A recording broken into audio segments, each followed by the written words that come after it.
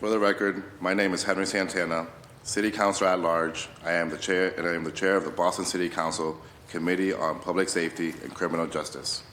Today is July 31st, 2024. This hearing is being recorded. It is also being live streamed at boston.gov/city-council-tv and broadcast on Xfinity Channel 8, RCN Channel 82, Files Channel 964. Written comments may be sent to the committee email at ccc.ps@boston.gov and will be made a part of the record and available to all councilors. Public testimony will be taken at the end of the hearing. Individuals will be called in the order in which they signed up and will have 2 minutes to testify. If you are interested in testifying in person, please add your name to the sign-up sheet near the entrance of the chamber.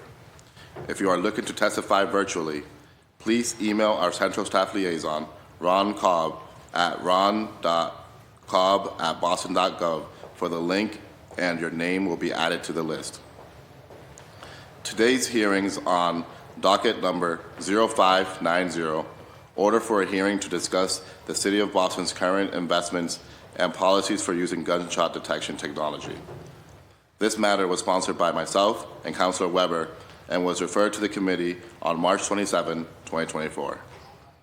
Today, I am joined by my colleagues in order of arrival. Councilor Ed Flynn from District 2, Councilor Pepin from District 5, and Councilor Weber from District 6. We also received letters of absence from Councilor President Louis Jen, Councilor Gabriela Caleta Zapata from District 1, and Councilor Sharon Durkin from District 8. I would now like to give my colleagues an opportunity for a brief opening statement, starting with Councilor Ed Flynn from District 2.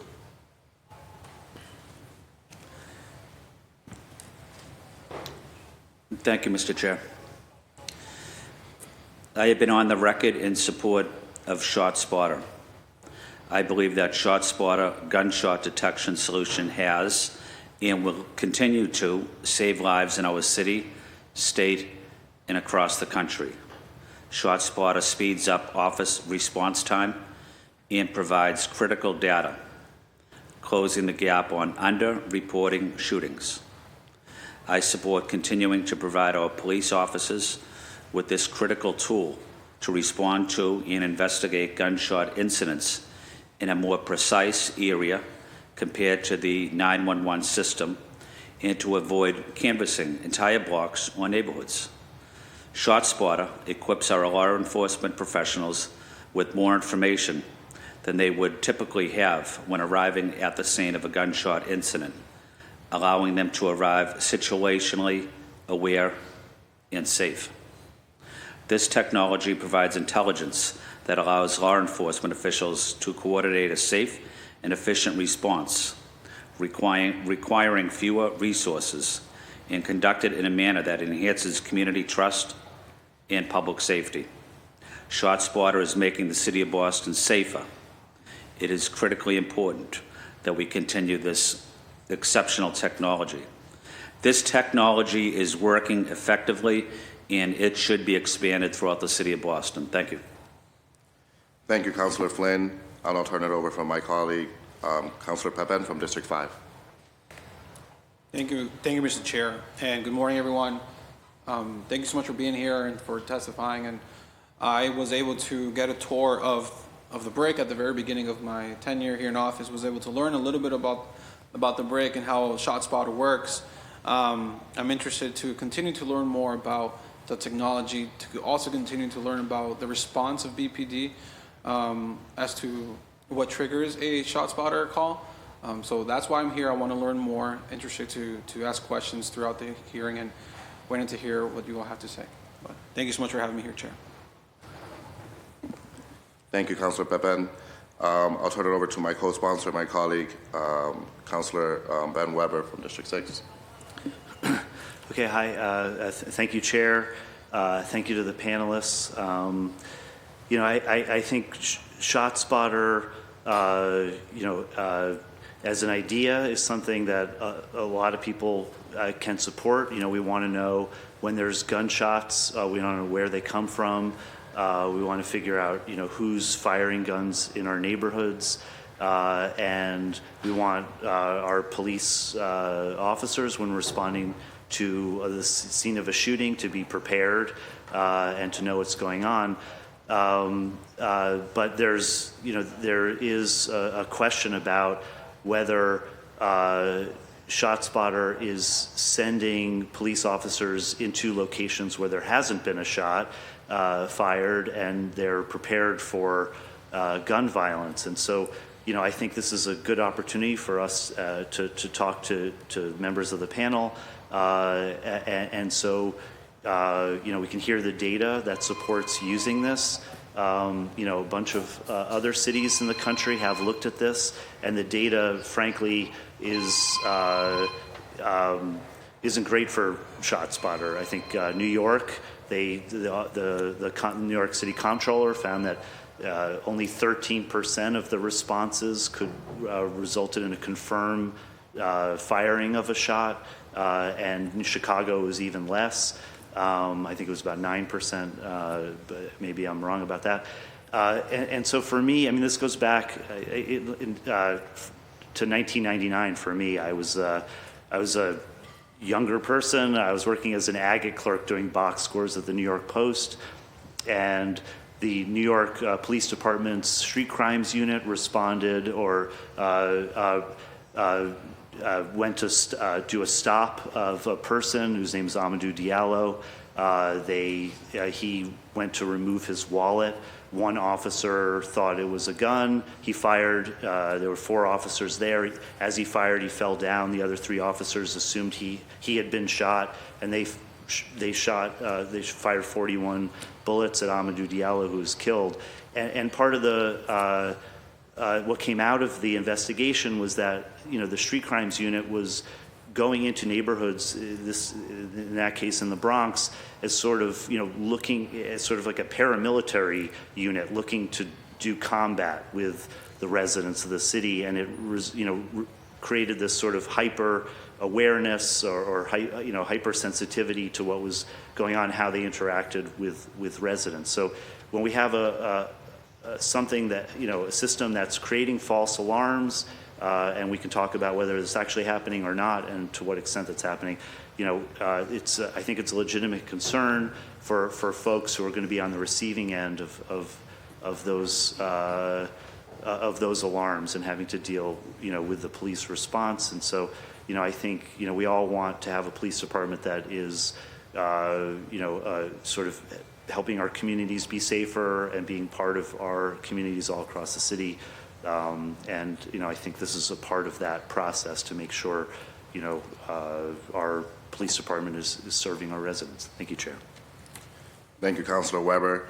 I also like to acknowledge we've been joined by Councilor Fitzgerald from District 3. If you want to make a brief opening remark. Yeah, sure. Thank you, Chair, and thank you, panel, for being here today. I'm in support of the gunshot detection technology. I think it is a tool that provides valuable data to us, and I'd rather be overcautious and have response to more things than not showing up to a potential gunshot. However, I would like to, and this might be in the second hearing that we have later on, but I think a more important conversation to have is, if we can get to agree that the tool provides data that is useful, I think it's how are we using that data to inform us of other things that we can do for this community and other resources we can put to them so that those gunshots don't go off there, right? And I know I've had a conversation with some of my other fellow councilors about this and how to use this in terms of mitigating the impact of a response to a community, like Councilor Weber's talking about, that feeling of, oh boy, they're all coming in at once, and why, if there wasn't even a gunshot. But I think more importantly, it tells us where we need to direct our resources as a city council and direct our departments so that those issues don't happen. And that's the conversation I think we would prefer to have around this. And I look forward to those conversations. So thank you very much for being here. Thanks, Chair. Thank you, Councilor. I'd just like to also to ask folks in the chamber to please silence your phones and devices. Before we begin with our panelists, I'd like to give a little perspective as chair on the committee's intention and goals for this hearing. I also like to mention that I had the opportunity with some of my colleagues to also tour the facilities and meet some of you all earlier this year, and was very thankful for the opportunity. I want to be clear that there is no proposed action under discussion today. While today's discussion could lead to future committee or council action, and all of my colleagues, council colleagues, are always free to file legislation or initiative or other actions, today's hearing is not intended to lead to a vote on a particular recommendation relative to gunshot detection technology in Boston.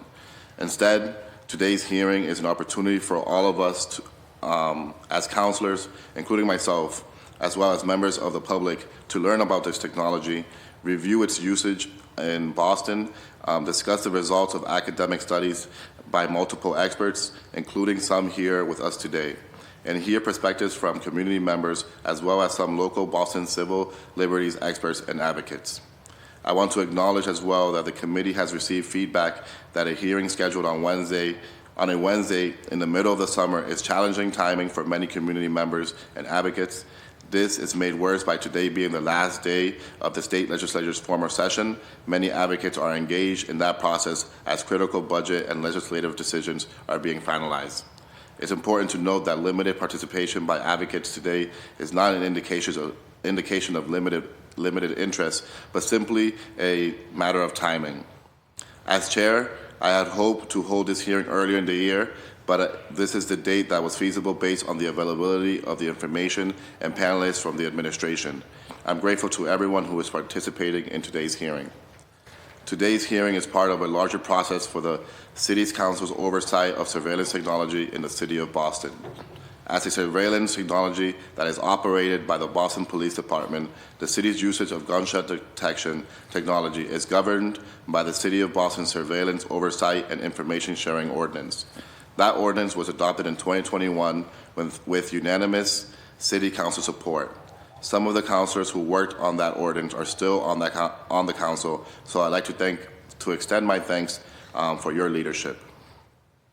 The ordinance requires city departments utilizing surveillance technology to publish a surveillance use policy for each technology they utilize, as well as the annual surveillance report that details actual usage in the prior year. The ordinance also established a 5-member surveillance oversight advisory board and empowers the City Council to review and approve surveillance use policies. The ordinance also tasks the City Council with reviewing, and I quote, whether the benefits to the impacted city departments and the community of the surveillance technology outweigh the financial and the operational costs, and whether reasonable safeguards exist to address reasonable concerns regarding privacy, civil liberties, and civil rights impacted by the development of the surveillance technology, end quote. Towards that goal, as chair, I intend to hold a series of hearings related to the 2023 annual surveillance reports to discuss the various surveillance technologies covered by the ordinance.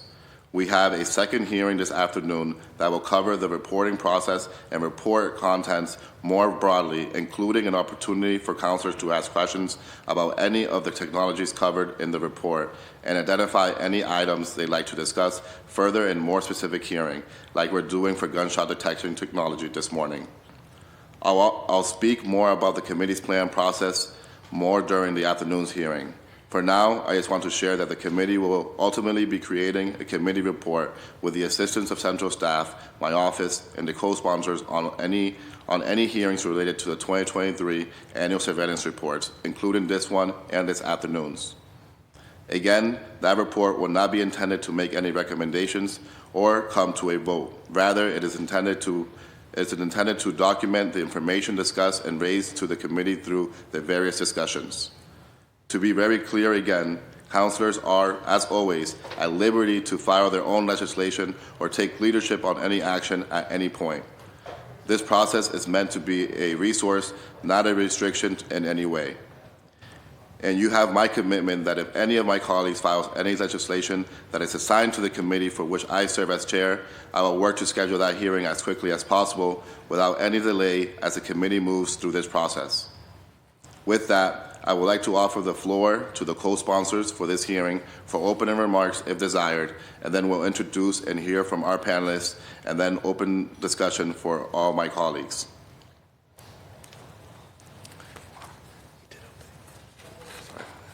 I would like now to introduce our panelists. The committee invited from Sound Thinking, the company that provides the equipment and software for the City of Boston's gunshot detection technology, Thomas Shidham, Senior Vice President of Forensic Services.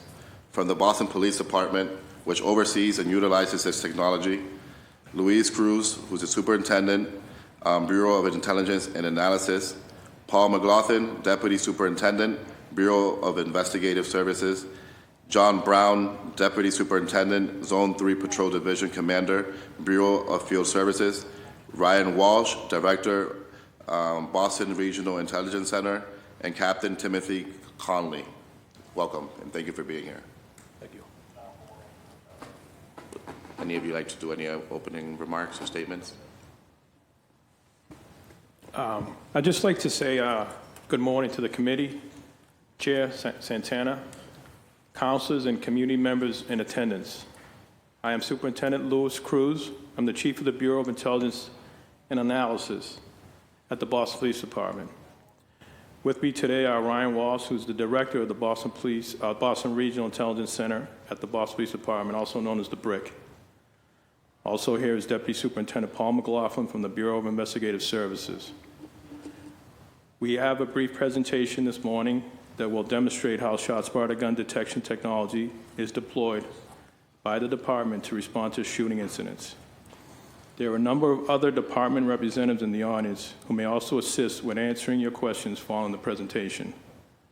We welcome the opportunity to discuss how the Boston Police Department is using ShotSpotter in support of public safety in the city of Boston.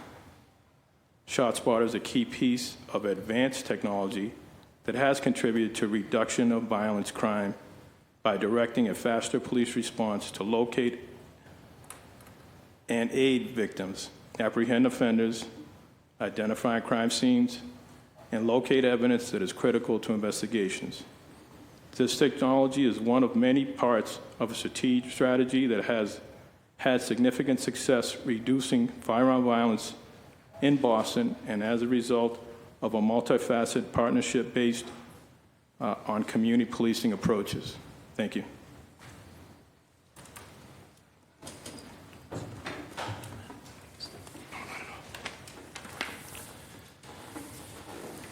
Good morning.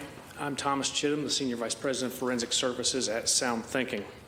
And at Sound Thinking, we believe that the decision to use police technology should have democratic approval based on public information about its potential benefits and harms, and the process should include the communities most likely impacted by it.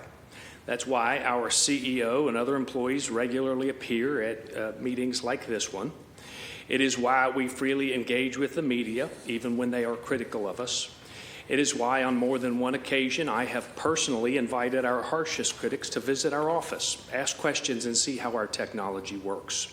And it's why I am happy to be appearing before you today. I extend the same invitation to each of you to visit our Incident Review Center. In 2022, I retired from a career at the Bureau of Alcohol, Tobacco, Firearms, and Explosives, or ATF. After about a quarter century of fighting gun crime as a federal law enforcement officer, I came to work for this company because I saw incredible potential in its technology to save lives, improve policing, and make America safer. Now, after seeing behind the curtain for more than 2 years, I am more convinced than ever that is true. In a moment, I'll explain how our technology works and how it benefits the communities where it's used, but first I want to highlight the incredible challenges that law enforcement faces in addressing gun violence without ShotSpotter. We know from research that most gunfire does not result in a call to 911. This chronic underreporting is because many communities have grown numb to the sound of gunfire. They have resigned themselves to living with it, or they fear retaliation if they cooperate with police, or they think that someone else will call but no one else does. That means police don't even know about many shootings. Gunshot wound victims may not receive the immediate aid that they need.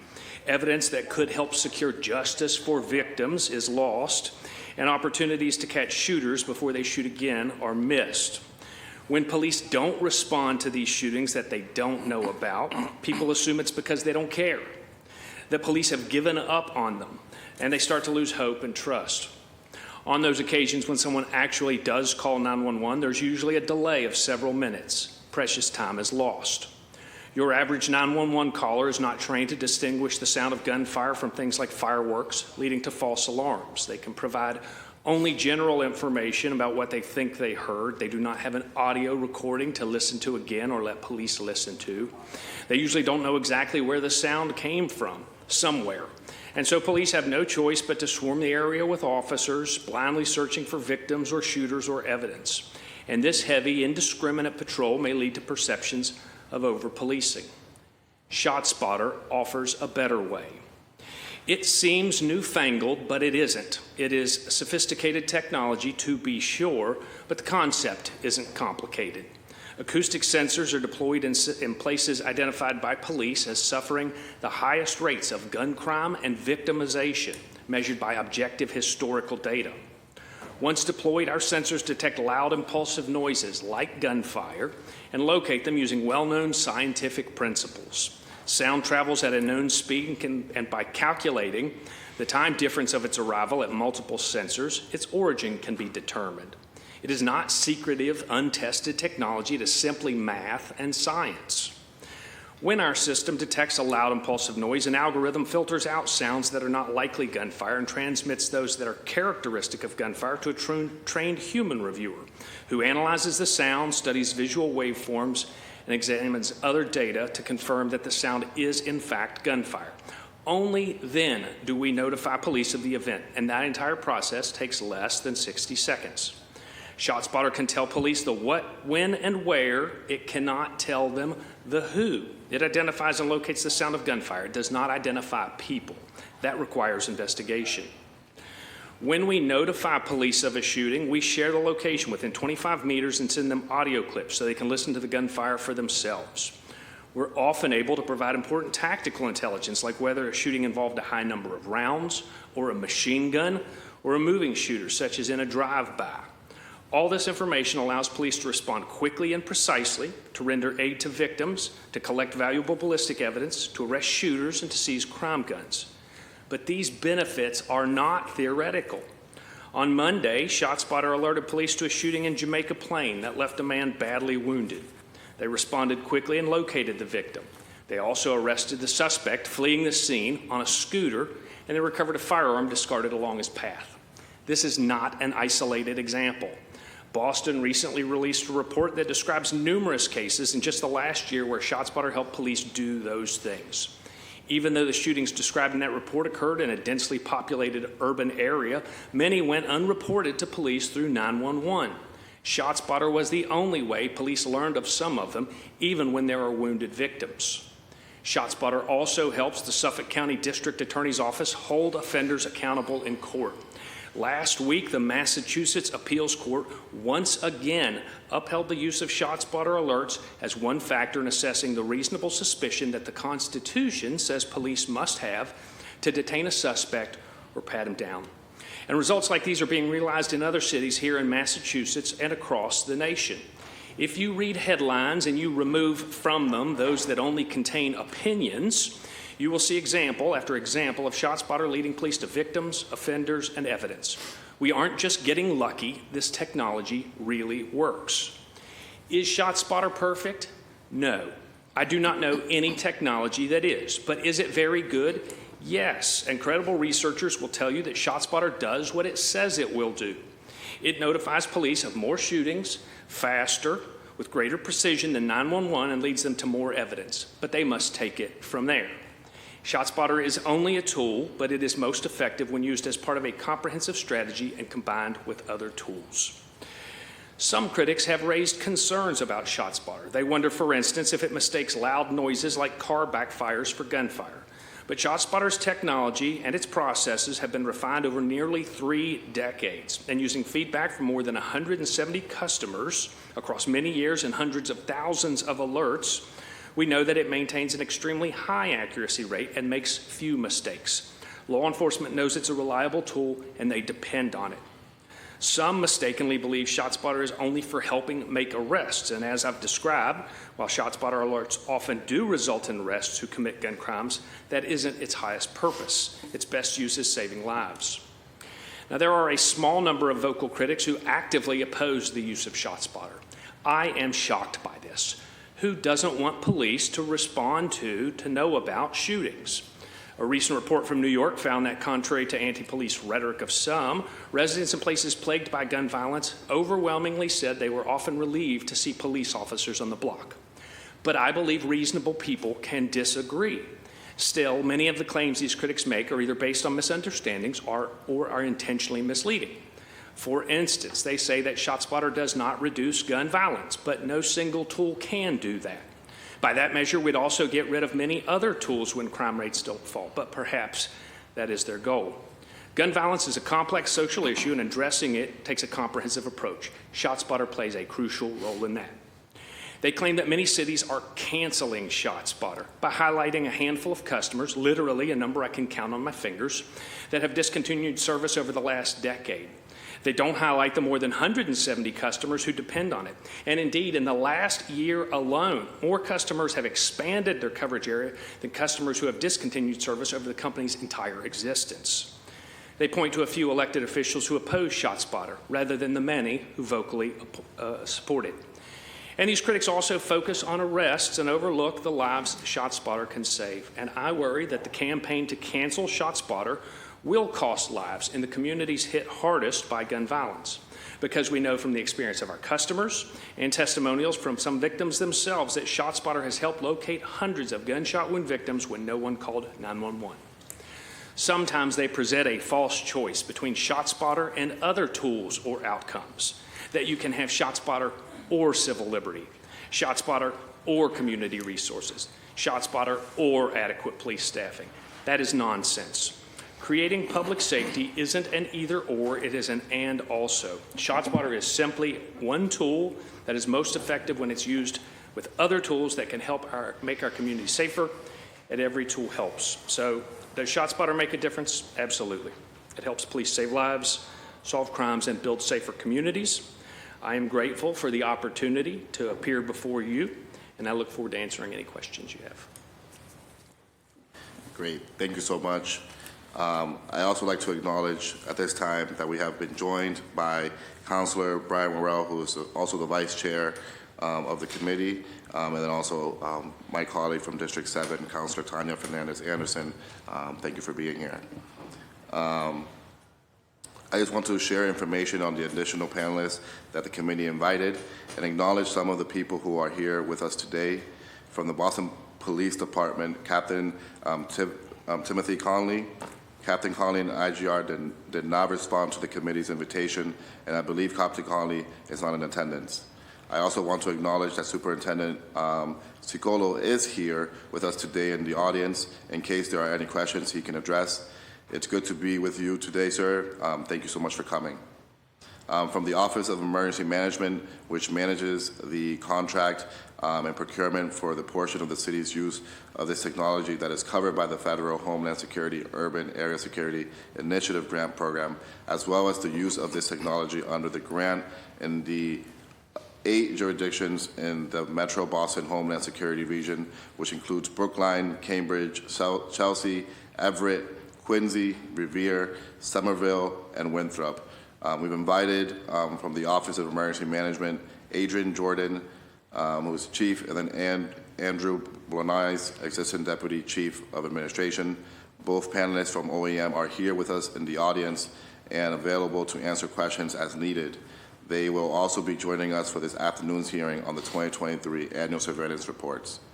And from the Department of Innovation and Technology, which CLACE publishes and helps analyze data helpful for this discussion, and which has helped guide departments on completing their 2023 annual surveillance reports. The committee has invited Chief of Information Officer Santiago Garces. I do not believe that Chief Garces is with us this morning, but will be joining us for this afternoon's hearing. The committee has also invited 2 researchers who have conducted extensive investigations on a variety of aspects of gunshot detection technology in several cities. Dr. Eric Pisa, Professor of Criminology at Northeastern University, and Dr. Daniel Lawrence, Senior Research Scientist, CNA Corporation, Center for Justice, Research, and Innovation. Dr. Lawrence is joining us via Zoom. Lastly, the committee invited local experts on the civil liberties, Kate Crawford, who is the Director of Technology for Liberty Program, ACLU of Massachusetts, and Alex Matthews, Chair of Digital Forth. Thank you so much for joining us. For our first panel, we have the members of the administration, as well as the Senior Vice President, Tom Schudom from Sound Thinking. I also like to ask Mr. Schudom to introduce himself. Well, we already did that. I also like to ask members of the administration to introduce themselves and provide any open remarks. Please proceed in your preferred order.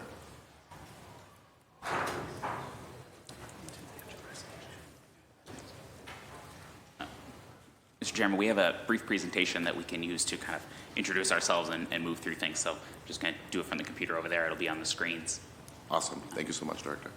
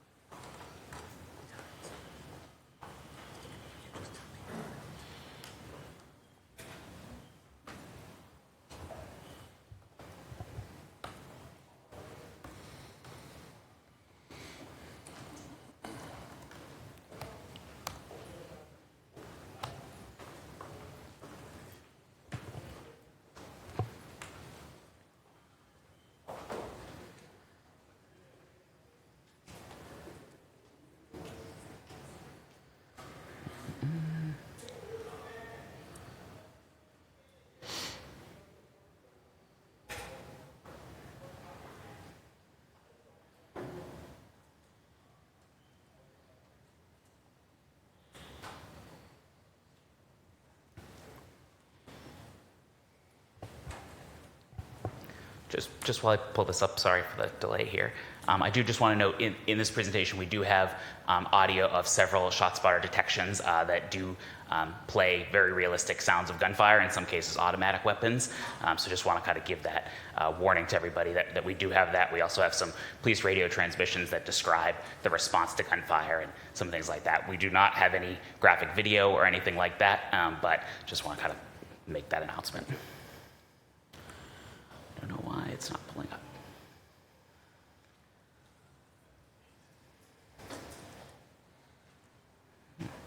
What's going on? Come on.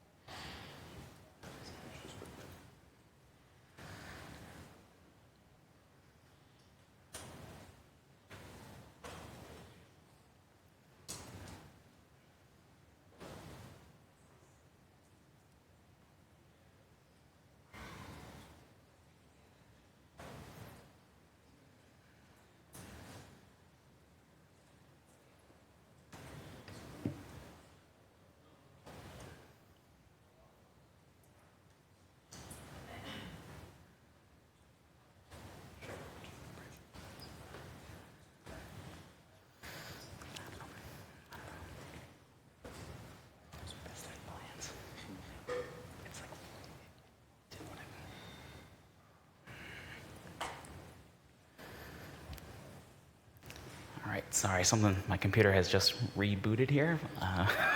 It was all ready to go before, sorry.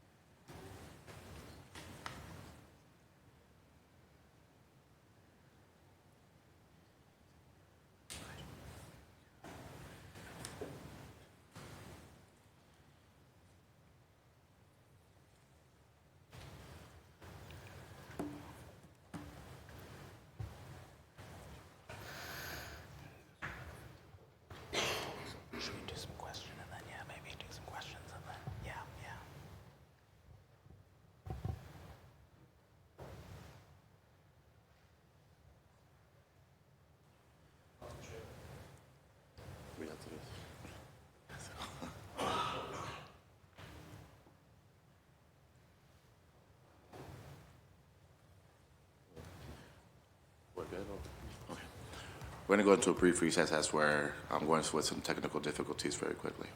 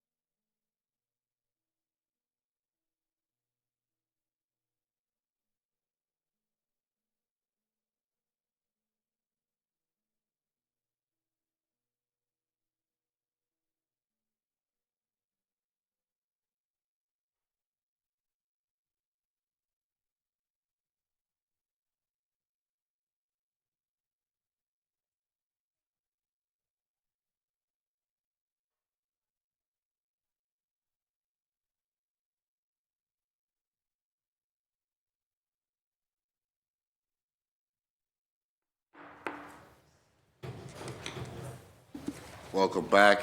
Right before we do jump in the presentation, want to thank people for dealing with that. I also want to acknowledge that we, in the audience, the Director of the Police Accountability and Transparency, Evandro Calvaro, has joined us here today. And then also we have Senior Advisor of Public Safety to the Mayor, Isaac Diablo. Thank you so much for joining us here with us today. So with that, we'll turn it into the presentation. Thank you. Thank you, Mr. Chairman. Apologies for the delay there, some technical difficulties, but I think we're ready to go. Good morning, everyone. My name is Ryan Walsh. As a superset, I'm the director of the Boston Regional Intelligence Center, the data analysis wing of the police department. So we have a brief presentation this morning between myself and several of my colleagues from the different bureaus who interact with the ShotSpotter technology to kind of show how we use it, some of the benefits that we think we get from it, and provide a few examples of its use to kind of make the discussion pretty concrete as to kind of how it's being used and implemented in the police department and how those benefits go.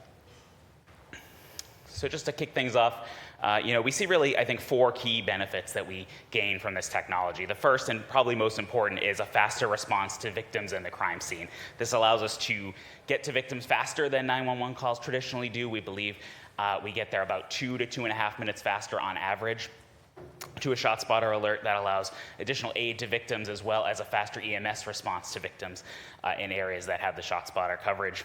Additionally, a faster response to the crime scene makes evidence recovery more likely, as well as potential other information that might be lost in a longer response time scenario.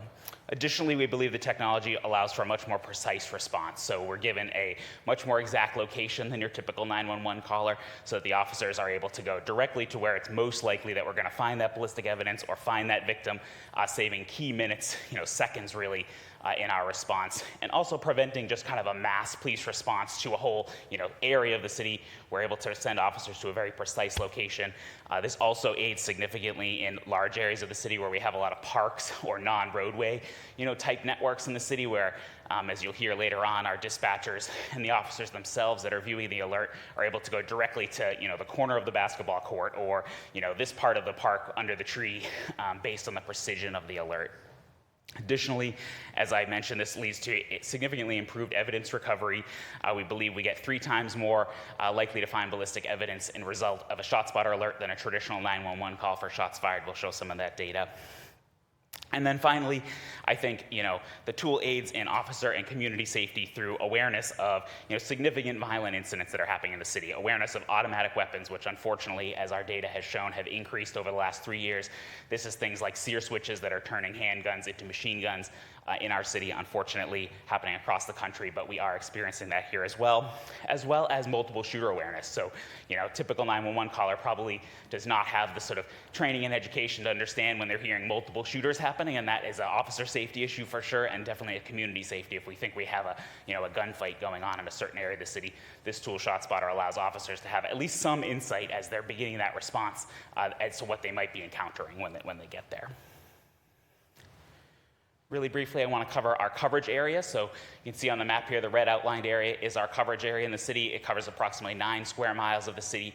We added 2 square miles in 2023 that became operational earlier this year. How do we arrive at this coverage area? So we took a look, the BRIC and other parts of the department take a look at our historic gunshot tracking that we have. So our analysts at the BRIC have been tracking gunshot victims in the city since 2005, and all of our shots fired calls across the city since about 2011. So we have a significant amount of historical data available to us. These are based on report review, 911 call review, intelligence information that we get that there may have been gunshots even outside of the ShotSpotter area. When we combine all that data together, do some spatial analytics on it, we see that those hotspot areas you see there, that's our gunfire incidents, so whether a victim was shot or not, confirmed gunfire incidents in the city over the last 5 years. As you can see, the hotspot area on the map broadly matches that ShotSpotter coverage area, and that's where we think, unfortunately, where we've historically experienced the most gun violence in the city. Additionally, if you look at sort of overall over the last 5 years, about 70% of our gunfire incidents have occurred within the zone. So the overwhelming majority, while we think we would love to have ShotSpotter citywide, obviously we have to make resource decisions due to constrained resources. And so we think putting it in the areas where we've unfortunately historically been most likely to see gun violence makes a lot of sense. Real briefly here, I'll turn it over to Deputy Brown, but just want to cover some statistical information. So we have seen in the city, we do have data on kind of our ShotSpotter activations, kind of what do we find when we go to them. There's several challenges with this data set, right? We do occasionally get duplicate activations depending on kind of the science and the sound of gunfire.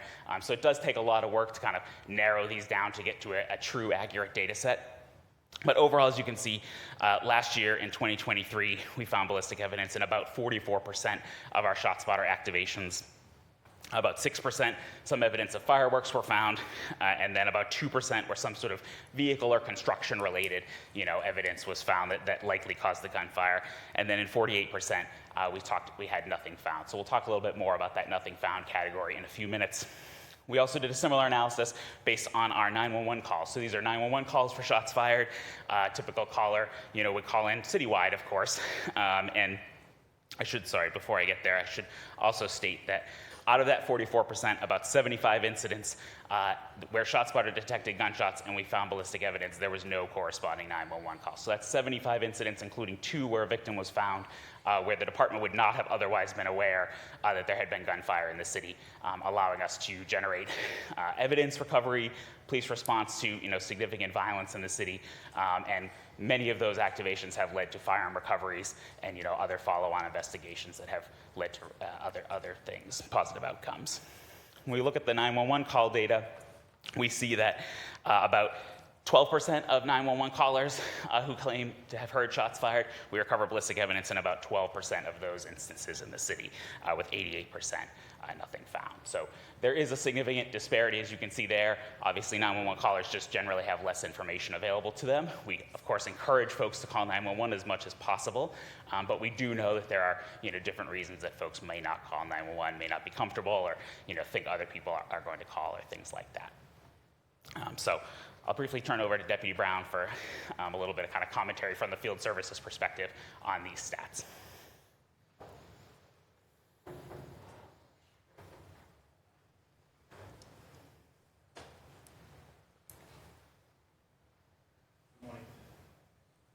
Okay.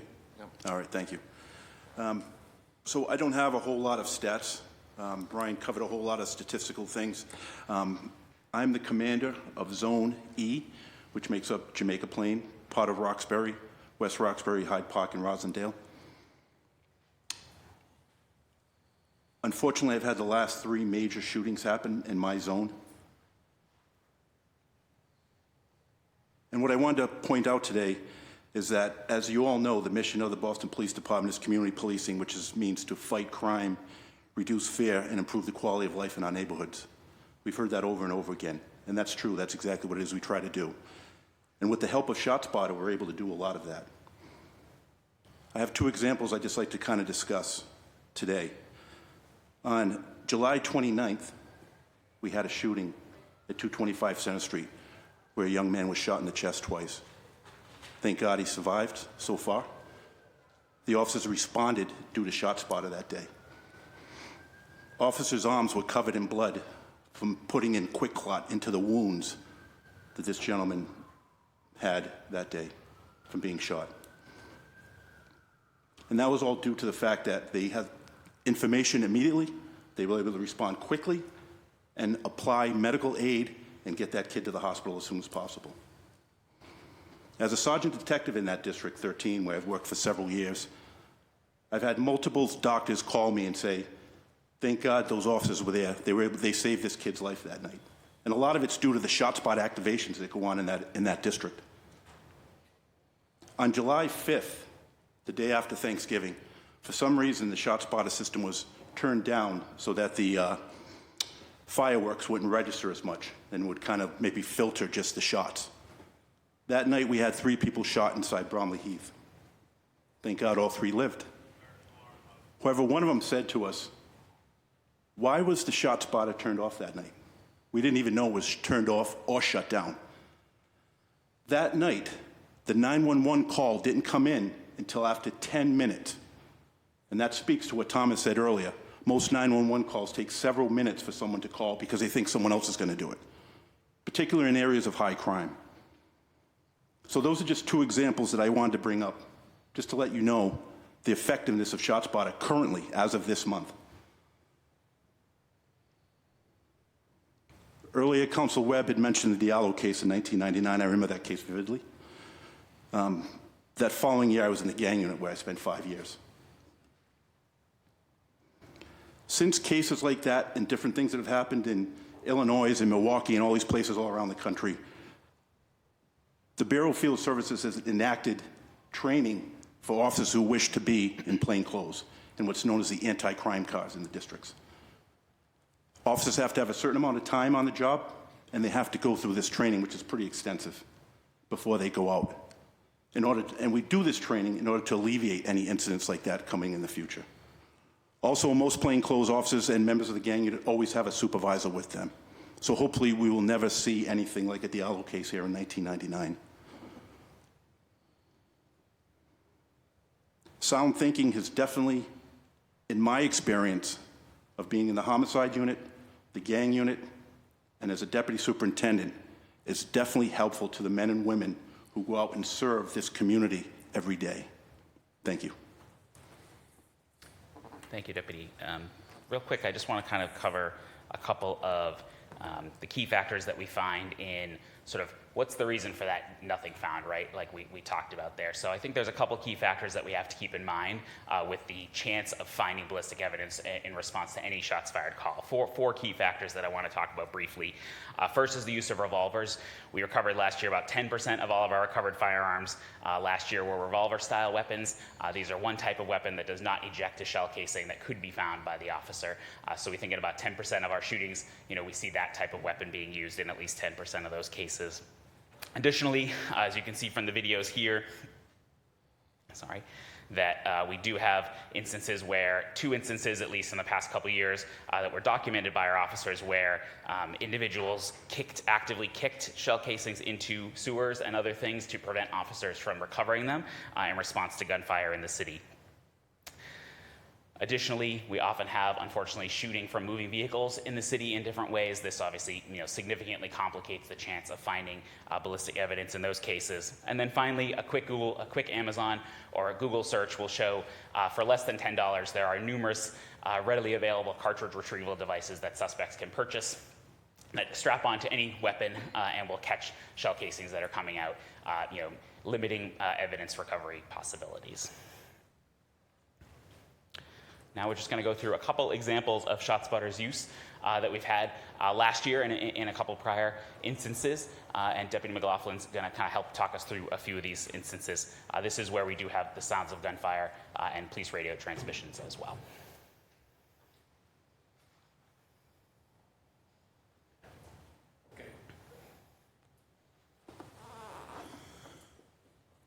Good morning, everyone. My name is Paul McLaughlin, Deputy Superintendent in the Bureau of Investigative Services. I am the commander of the Criminal Investigations Division. Under me are units like the Homicide Unit and all of the detectives that are assigned to district stations. Essentially, all of the investigators that are going to be involved in the investigations of shots fired incidents, aggravated assaults, and homicides involving firearms. This first example that Ryan will play involves a ShotSpotter activation on Dale Street in Roxbury. One of the significant things about this is and we point to this as a good example of the mapping tool, the mapping part of this ShotSpotter, that it allowed the officers, even though they're responding to an address, to look right on their phones and see that it was mapping inside of the park. And you'll hear after you hear the shots being fired, that audio, you'll hear a small clip of some of the radio transmissions, and you'll see how officers are using this technology to hone in on an area, to look for evidence. And in this case, I think recovered, 13 shell casings that were fired inside of the park, but but it mapped at a certain address. So by using that mapping, they could look for the evidence in an area that they were able to recover it.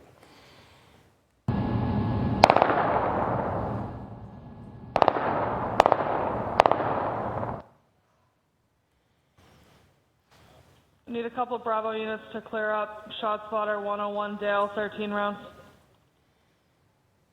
Ma'am, did that come down to ShotSpotter or was that 911 call? No 911 calls as of yet, just the ShotSpotter 13 rounds. Looks like it's mapping a little bit into the wood line in the park. Bravo 411. 411. shell casings in the park. Shell casings in the park, I got it. So you'll see in that particular case now, thankfully, nobody was hit. That was strictly a shots fired incident. But those shots fired incidents are just as important as the actual shootings themselves because it allows us to locate the evidence, to submit that evidence for analysis, to be entered into the NIBIN system, which will track it and match it to other incidents so that as our investigators build cases, they're able to look at not only the case that they were investigating, the shooting, the homicide, the shots fired incident, but also look how that relates to incidents in the past or potentially to recovered firearms either at that time or sometime contemporaneous with the incident. So it's very important that we collect that evidence even though nobody was struck.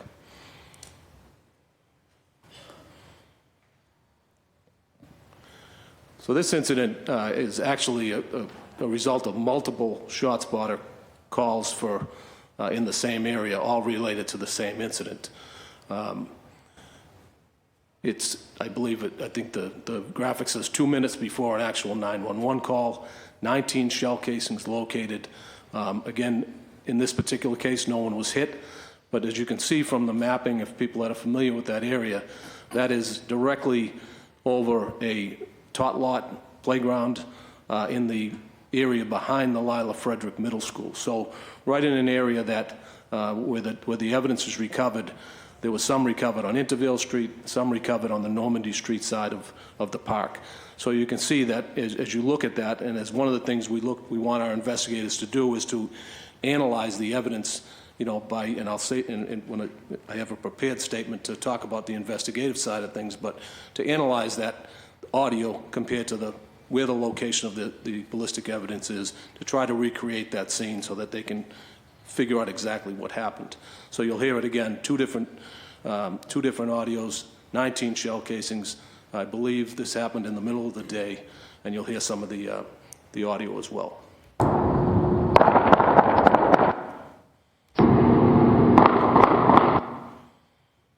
916.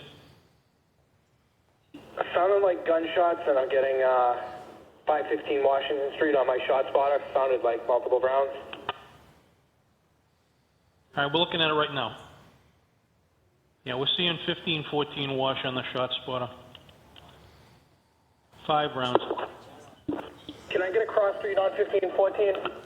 Looks like it's closer to Mystic Street, you said. Or 2-1 right here. 421's there now. 499, turn it down. All right, no phone calls yet. Now we got another hit on it now. We got 3 rounds, 5 on the first, total 8. Sounded like more than 8. Just to add to this, I actually, my eyes are going. The neighbors are calling from 20. Cited the wrong case. This happened down the south end, actually, in the Cathedral Projects. Delta 499. 199, sir. Yeah, ballistics on 1 Mystic, and there's a car that's been shot. So again, I apologize. I'm trying to read it from here. This is an incident that happened in the Cathedral Projects. Again, middle of the day. 2 different ShotSpotter activations. Again, no one hit in this particular case. But analyzing this, looking at the scene, collecting the evidence, and then overlaying that with witness interviews and with other technology, they were able to see that this was actually a shootout between 2 different groups. 2 guys on one side, 1 on the other. I believe 3 firearms involved. Now this one is the one I just described, so I won't go into it too much more detail, but again, I think Ryan only has 1 of the activations up there as an audio, but there is another one that happened around the same time.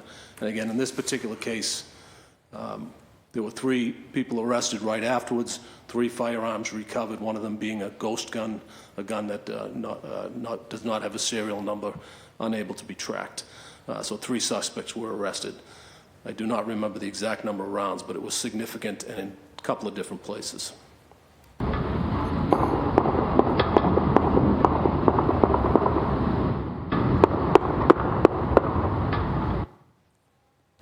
Tango Gold 1, when you get it, can you send those ShotSpotters down? Yep, we got it. What do they have? Report of shots fired in the area, sir. 116 Brunswick Street and 1 Loretto Street. For the Brunswick Street, we saw one running in the back of the Burke High School and towards Intervale. I got 3 males dressed in all black. One has white sneakers. All 3 have firearms. Running Normandy past Intervale towards like Quincy. Got it. Running down Normandy past Intervale towards Spency. Bravo 980, send a gun dog, and let those units know there's at least 3 guns. All right, gun dog up to Normandy Street, at least 3 guns. Ma'am, speaking to a witness, she saw 4 or 5 males running through the park towards the pilot school, saying they were shooting down towards the group that was on Brunswick. Ma'am, another witness, group of 4 or 5, they were back of the Frederick, took off when they saw the other group. Now we got more casings inside the park. Okay, another witness saying 4 or 5 in the back of the Frederick School took off running when they saw the other group. More casings inside the park. Yeah, we got 3 firearms recovered back here in the rear, underneath the cone. Received 3 firearms recovered.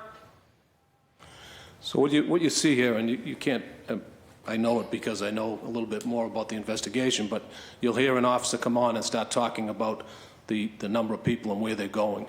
This is an example of using ShotSpotter technology to timestamp an incident and then to allow investigators to go on to use other technology. And in that case, it's apparent to me that he has gone onto a video system. That area there is covered by multiple video cameras around the tot lot at the intersection of Normandy Street and Intervale Street. And it's clear to me that he's gone onto that system and immediately looked where the ShotSpotter happened, the time that it happened, and began to track the potential suspects from that. So it's a real good example and something that I'll mention again in the investigative side, that we use the technology to provide that accurate timestamp that allows us to start layering other technology, witness interviews, potentially suspect interviews, and so on, to kind of build our case. So this last one is in Codman Park, which is Academy Homes in Jamaica Plain, Roxbury line. This is one that 12 shell casings recovered, and again, you'll hear after the ShotSpotter activation, you'll hear the response from the officers, and I believe that this did not have a corresponding 911 call.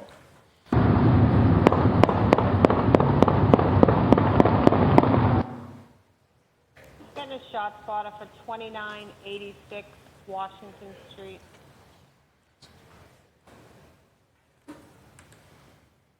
On the way. Coming up as 12 rounds. It's in the parking lot on the map, access via Townsend Street. Do you have any suspect description? No, that's just from ShotSpotter. I'm just getting 59 Codman Park says somebody shot at her house, didn't see anything. That's 59 Codman Park. Okay, so ShotSpotter's given 12 rounds there, 2986. It does show in the parking lot. And the caller from, again, 59 Codman Park says her house was shot up, but she didn't see anything. As of right now, we don't have anyone shot. Nobody's shot. If we can get anything from the witnesses. Jake 908. Jake 908. Anybody check the parking lot? Yeah, again, it all came in the parking lot. Anybody got any ballistics yet? Man, there's going to be ballistics damage to the house, all over the house. All right, the ballistics are all over the house there at 15 Codman Park. So you'll also see in this particular case, as a result of that initial investigation, the response to the scene, they were able to arrest 2 people. They recovered, I believe, 1 firearm as a result of that as well. I I do just want to note, just for the record, we did edit those radio transmissions for time and to remove unrelated transmissions that were happening on other incidents, intermixed in there. So with that, I think we'll be happy to. I just want to say from an investigative standpoint, and I mentioned some of the steps we take, but just so people understand, the Boston Police Department regularly uses ShotSpotter data to assist in conducting investigations into incidents that involve the use of firearms, including shots fired, non-fatal shootings, and homicides. Because ShotSpotter allows for a quicker response to the more precise scene of an incident, officers are better able to establish the scene, protect the evidence from being intentionally or accidentally removed. This makes it more likely that the responding investigators will receive the scene with minimal contamination. A review of the information provided in the ShotSpotter alert may result in expanding the original scene or an enhanced search within that area. Establishing and controlling the scene of a crime is one of the key determinants of the solvability of a crime. In investigating a crime involving the use of firearms, physical evidence can make or break a case. In a shooting investigation, spent shell casings, spent bullets, and objects or people struck by gunfire are all immediate corroboration of the original ShotSpotter activation. The activation serves as a reliable timestamp of when the incident happened and helps the investigator to begin to create a timeline of the incident. Ballistic evidence recovered in connection to a ShotSpotter activation can provide valuable building blocks for the investigator to use to construct their case. This information may include the total number of shots fired, the minimum number and calibers of firearms used, and the approximate location of the shooter or shooters involved.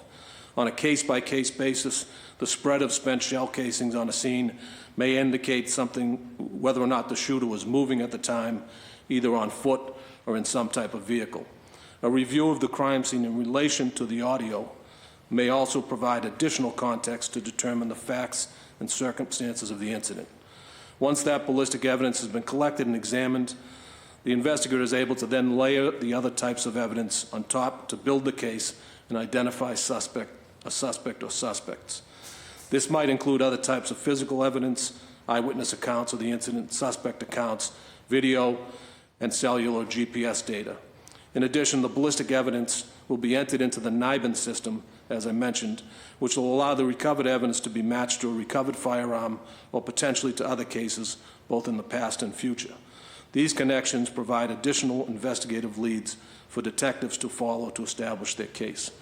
So in short, there is no doubt from an investigative standpoint that ShotSpotter is a significant tool to assist us in establishing that timeline and rebuilding our case on top of it. Thank you. Thank you, to Deputy Superintendent, and thank you all again. I'd like to ask that the presentation that BPD shared this morning be provided electronically to the committee and to my office for our records and further review. I'd also like to acknowledge at this time that we have been joined by Councilor Liz Breeden from District 9 and Councilor Erin Murphy, Councilor at Large. Thank you both for joining. I'd also like to acknowledge at this time that Councilors Fitzgerald and Flynn shared that they appreciate having been able to join this discussion this morning, and that they had to leave to participate in a critical community event in response to the Coronary Hospital closure. I'd like to now invite the co-sponsor to begin with the first round of questions, and then I will turn the floor over to my colleagues in order of arrival, and I'll go last. I'd like to ask my colleagues to limit the time for your initial questions and the response from our panelists to 5 minutes per counselor, including panelist responses. As a reminder, after this first round of questions, we'll hear from the second panel of experts, including 2 researchers and 2 civil liberties advocates, and we'll hear public testimony. And I'm also going to ask members of the administration to stay with us during our second panel in case counselors have any follow-ups questions for them as we hear information from our other panelists. And I'll also provide my colleagues with an extended question time in the second round, so you can ask questions to any of the panelists from either panel. With that, I'd like to hand the floor over to the co-sponsor, Councilor Weber. Thank you, Chair. Did you say 5 minutes? Correct. Okay, great. Okay, I guess So Mr. Chittum, do you mind? So I guess, for ShotSpotter, I'm assuming, if somebody asks you if it's effective, the answer is yes. Yes. Yeah, and so what's the, I guess, what's the data you point to show that it's effective, and if you have numbers for Boston? Well, I would point to the information contained in the report that Boston recently released and the examples presented here to show that it does in fact lead to recovery of evidence, to locating gunshot wound victims, to arresting offenders. Yeah, I'm sorry, I don't mean to cut you off, but what I meant is, like, what are the metrics we should be looking at, in terms of, if there's rates of identifying shots and things like that. That's an excellent question. Occasionally I hear people look only to immediate arrests as a measure of the tool's effectiveness. And of course, immediate arrests are a measure, but they're not the only measure, and they're not the most important measure. The other things that I mentioned are also measures, like, does it help police more quickly locate gunshot wound victims? Does it help them recover greater evidence than 911 alone? Does it result in more arrests, seizures of firearms, and those sorts of measures? Well, okay, so the Chicago, the New York City Comptroller had an audit. Chicago did a report, and they found, in New York it was 13%, that's the audit, found 13% of the shots identified by ShotSpotter resulted in actual evidence of a shot or confirmation. In Chicago, I think it was lower. And so I guess my question is, is there anything in, number one is, do we track here in Boston, and my sense was in these cities they did not actually track the number of false positives from ShotSpotter. So I guess, does ShotSpotter track, if there's been a shot detected, but it's been identified as either not from a gun, or there's been no evidence obtained? Yes. So it is a mistake to equate the absence of physical evidence located as the absence of gunfire occurring. What we see is across the country, how police respond can affect the rate of recovery. The research that you point to out of Chicago and New York, I think, is one, deeply flawed in that it does equate that when physical evidence is immediately located, there's an assumption that ShotSpotter made a mistake. When ShotSpotter sends an alert to our customers have a financial incentive to provide us feedback if we get it wrong. They pay us less if we don't meet the standards we set. And those standards are not 100% because the technology cannot be 100%, but we set the threshold very high. And measuring that feedback from our customers over many years and hundreds of thousands of incidents, we know that we keep a high accuracy rate in the 90%, above 90%. Can I just stop you? So I mean, reviewing the New York Comptroller's report, that number 90% comes up, and the problem, and I agree with this being an issue with that number, is that 90% number, my understanding, is where ShotSpotter is detecting a shot, and then there is other confirmation. You're confirming that where there is a shot, ShotSpotter is identifying it as such, but it doesn't capture where it's not from gunfire. We do encourage our customers to report that sort of thing back to us. If they, say, respond out and find a child playing with fireworks a minute after gunfire occurred, the presumption is that child did not run into the street and start playing with firecrackers after gunfire ended. That would be a mistake, and we track those things. That's a false positive. We also track false negatives. Occasionally, ShotSpotter will miss gunfire that occurs outdoors. Our customers report that back to us, and measuring that, we keep a high rate. The absence of that physical evidence does not mean that gunfire didn't occur, and as you heard here, very often there's explainable reasons for why that would be. Okay, and then I guess to the rest of the panelists, do we have data on false positives in Boston from ShotSpotter?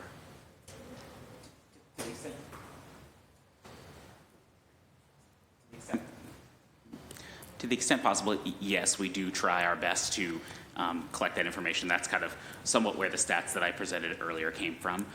Overall, as I said, I think it was 40. Sorry, I have to look it up just to be 100% confident. But I think we said in last year, it's about 45-ish% of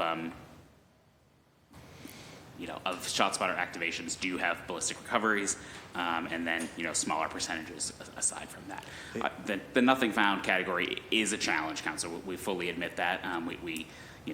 It's difficult to sort of get a fully accurate picture there. Okay, Chair, just one quick final question for Mr. Chittum.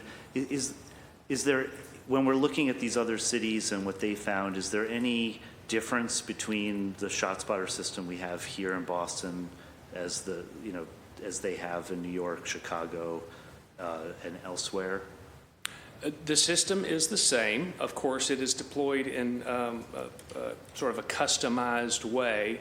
But if you look at the Chicago OIG report that you referenced, it explicitly acknowledges that there is an absence of data that allows them to make an informed opinion. What you see is even across the city of Chicago itself, the rate of recovery varies. Same system, different recovery rates. And look at the title of that report. It is CPD's use of ShotSpotter. That report is about how the police department uses it. And in fact, that is one of the factors that influence the outcome. Like any tool, how you use it determines the results you will see. If you buy a Peloton bike and use it to dry your laundry on, you will not get in shape.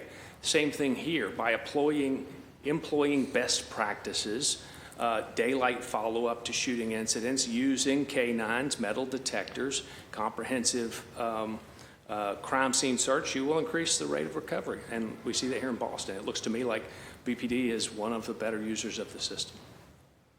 Okay, thank you, Chair. If I permitted a second round. Thank you, Councilor Weber. I'll now turn it over to Councilor Pippin.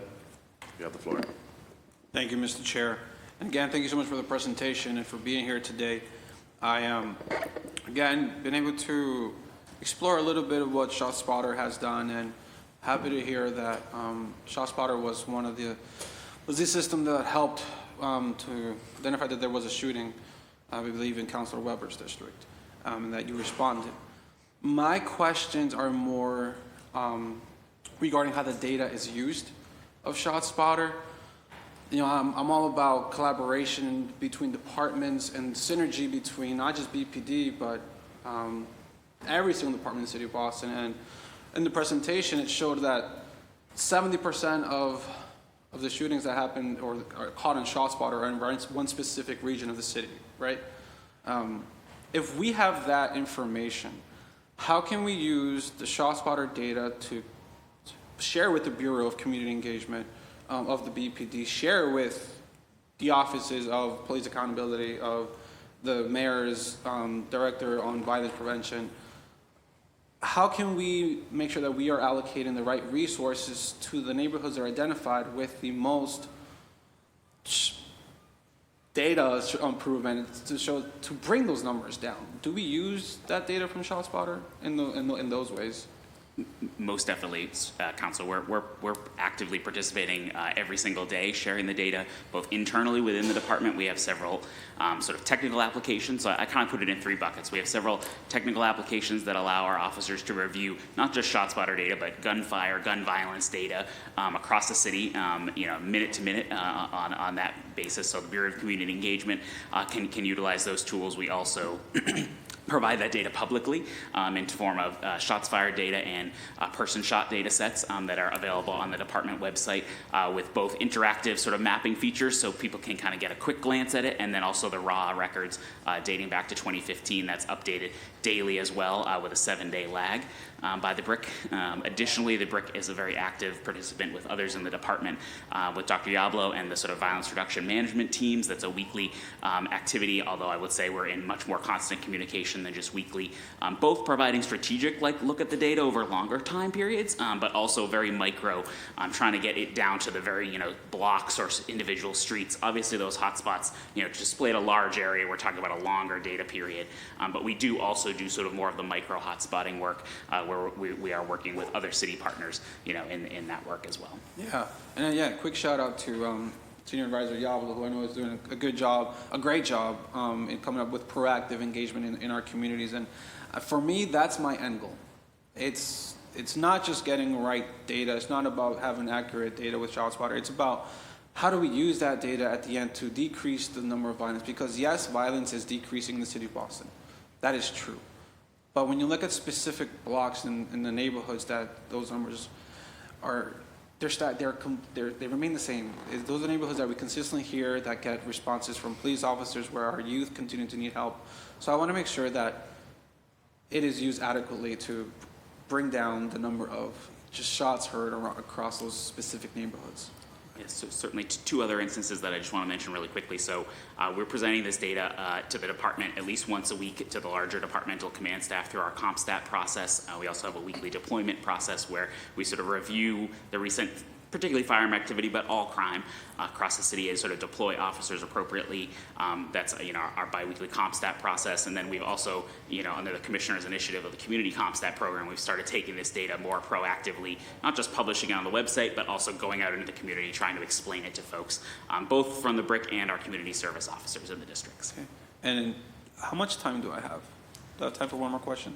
1 minute. 1 minute? Okay.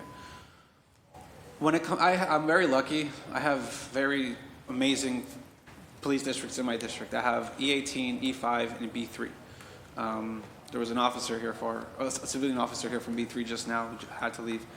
But I want to, do we ever get the perspective of how they feel when they're responding to a case of ShotSpotter? Because recently I was in Mattapan talking to teenagers about their interaction with the police, right?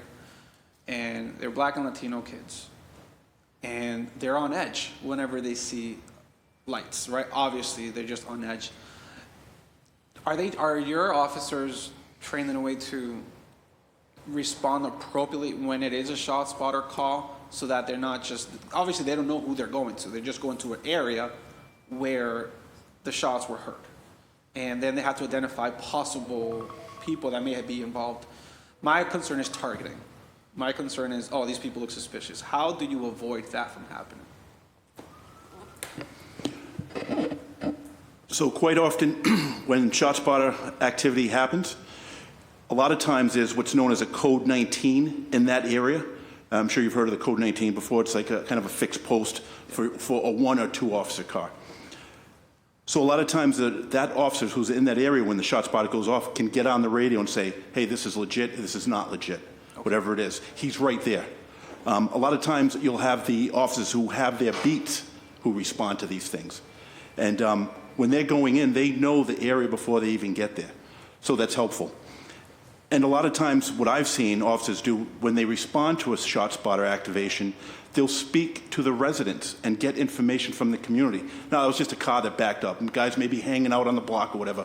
That was just a car that just backfired as it just left. Or the kids around the corner there were blowing off fireworks. So the officers do engage in this whole community policing mission that we have to get information from the community and the residents to find out what's going on before they get there. It's not kind of like everyone just flies in there. I mean, unless there's more information, say, from a number of 911 callers or multiple ShotSpotter activations, or people are saying, hey, they're pointing in different directions. Like, for instance, the other day, the residents of the community in Jamaica Plain were very helpful. There was a resident who pointed out to the officers where the person had fled, where the gun was located, which the officers would have never had without that community relations. So I think we're doing a pretty good job as far as keeping the community relations going. And when officers respond to those ShotSpotter activations, they kind of know how to go in and handle them. That's really helpful to understand, so thank you for breaking it down like that. Like I said earlier, for me, the goal is to make sure that the technology is being used appropriately, that the residents feel like they're, oh, absolutely, yes. I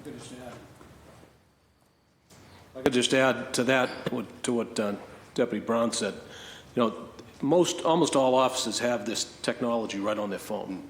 So when that alert goes off, literally, if you're outside in the parking lot, or you're in the guard room, or you're out, a ping goes off that everybody gets at the same time, and they're able to look at that, they're able to listen to the audio, they're able to see the mapping. So what you end up getting is you have a sense of what it is already. If it's 20 shots in a row and appears to be automatic gunfire, I think your senses are going to be a certain way than they are if it's a single shot, for instance. Now, also, it allows you to respond in a precision way. You're not going and blanketing a neighborhood. You're going to a particular location within 25 meters of that dot. So I think that really limits the amount of kind of the fear that people have of just that kind of rounding people up, and because there was a ShotSpotter activation. So I think the ability for the officers to have that information as they come, to process it as they come in, and even to that point, I think I've heard it, I've said it myself as a duty supervisor and a patrol supervisor. Oftentimes we're telling people, look, don't everyone go to that dot. You know, you could go outside that dot. Maybe you're going to get the car fleeing that was responsible, or the person running down the street. But so it's not that activation goes off and 25 people go there and just start roasting people. It really goes to the training, and you know, really, to be honest with you, the type of officers that the type of training they're getting and the type of responses that they have, it's much different. That's really helpful. Again, just really thankful for that breakdown and explanation. It helps me understand the response, and then it also helps me when I'm out in the community with folks that share that sense of anxiety, like how's it used. But I look forward to the second round of questions. I know my time is up. Thank you, Chair. Thank you, Councilor. I'll turn it over to District 4 City Councilor Brian Morrell. You have 5 minutes. Thank you, Chair, and thank you to the panel for being here. I am all for making sure that our community feels safe, and just want to make sure that we're doing it in a way that the community wants policing to be done.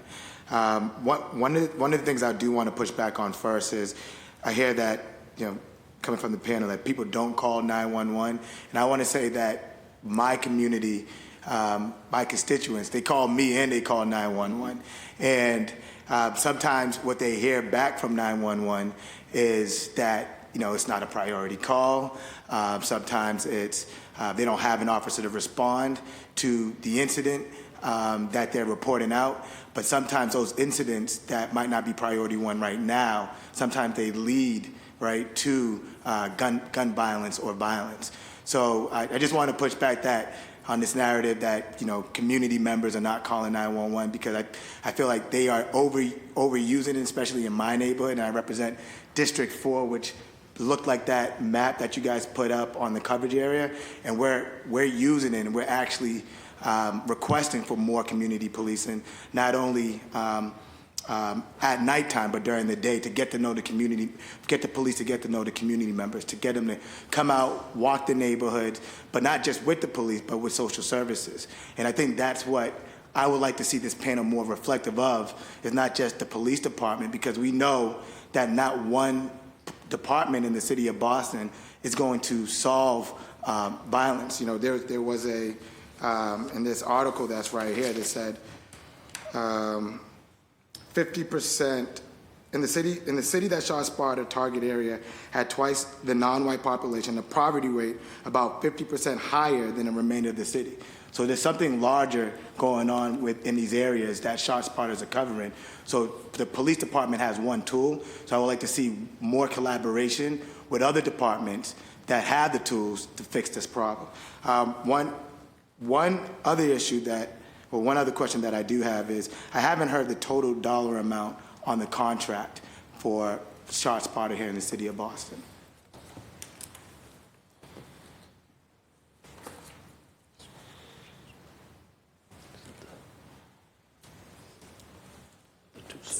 Yeah, sorry, Council. From the report, the answer to question number 7, it's page 48 in the 2023 annual surveillance report. FY23 department spent $260,664. And then additionally in 2023, we added 2 more square miles purchased using Urban Area Security Initiative grant funding. And then that contract amendment cost $37,274. So it's a total of $297,000 a year that we're spending on ShotSpotter? I believe that's correct, but I'd have to confirm that we should be adding those 2 together. Okay. Another question I have, if most ShotSpotter reports have a code 19 in the area, who then verify the ShotSpotter report, and why do we not use the funds spent on ShotSpotter to increase patrols in areas of concerns? Is that, is ShotSpotter reporting reflective and the data reflective on deployment and also resources given to the precincts that have the highest concentration of gun violence or ShotSpotter data? And I think every captain, every district captain is given the ability to deploy based on the data that they have. And as Ryan said, this data is available to everybody. It's talked about regularly at ComStats, at different types of meetings. So every captain has the ability to look at that, along with the other data that they have about, maybe robberies or, or house breaks or something like that, and to deploy their resources within that station as they see fit. So I am sure that every captain puts shots fired incidents, especially confirmed shots fired incidents or shootings, at the top of that list when they're trying to deploy code 19s and any other kind of special assignments that they give out. And a code 19, is that a temporary or is it a fixed post, or how does that work? The code 19 is definitely a fixed post, and a lot of times we can assign a code 19 to a particular area if there's a problem, and they can actually take their 911 calls from the code 19 location.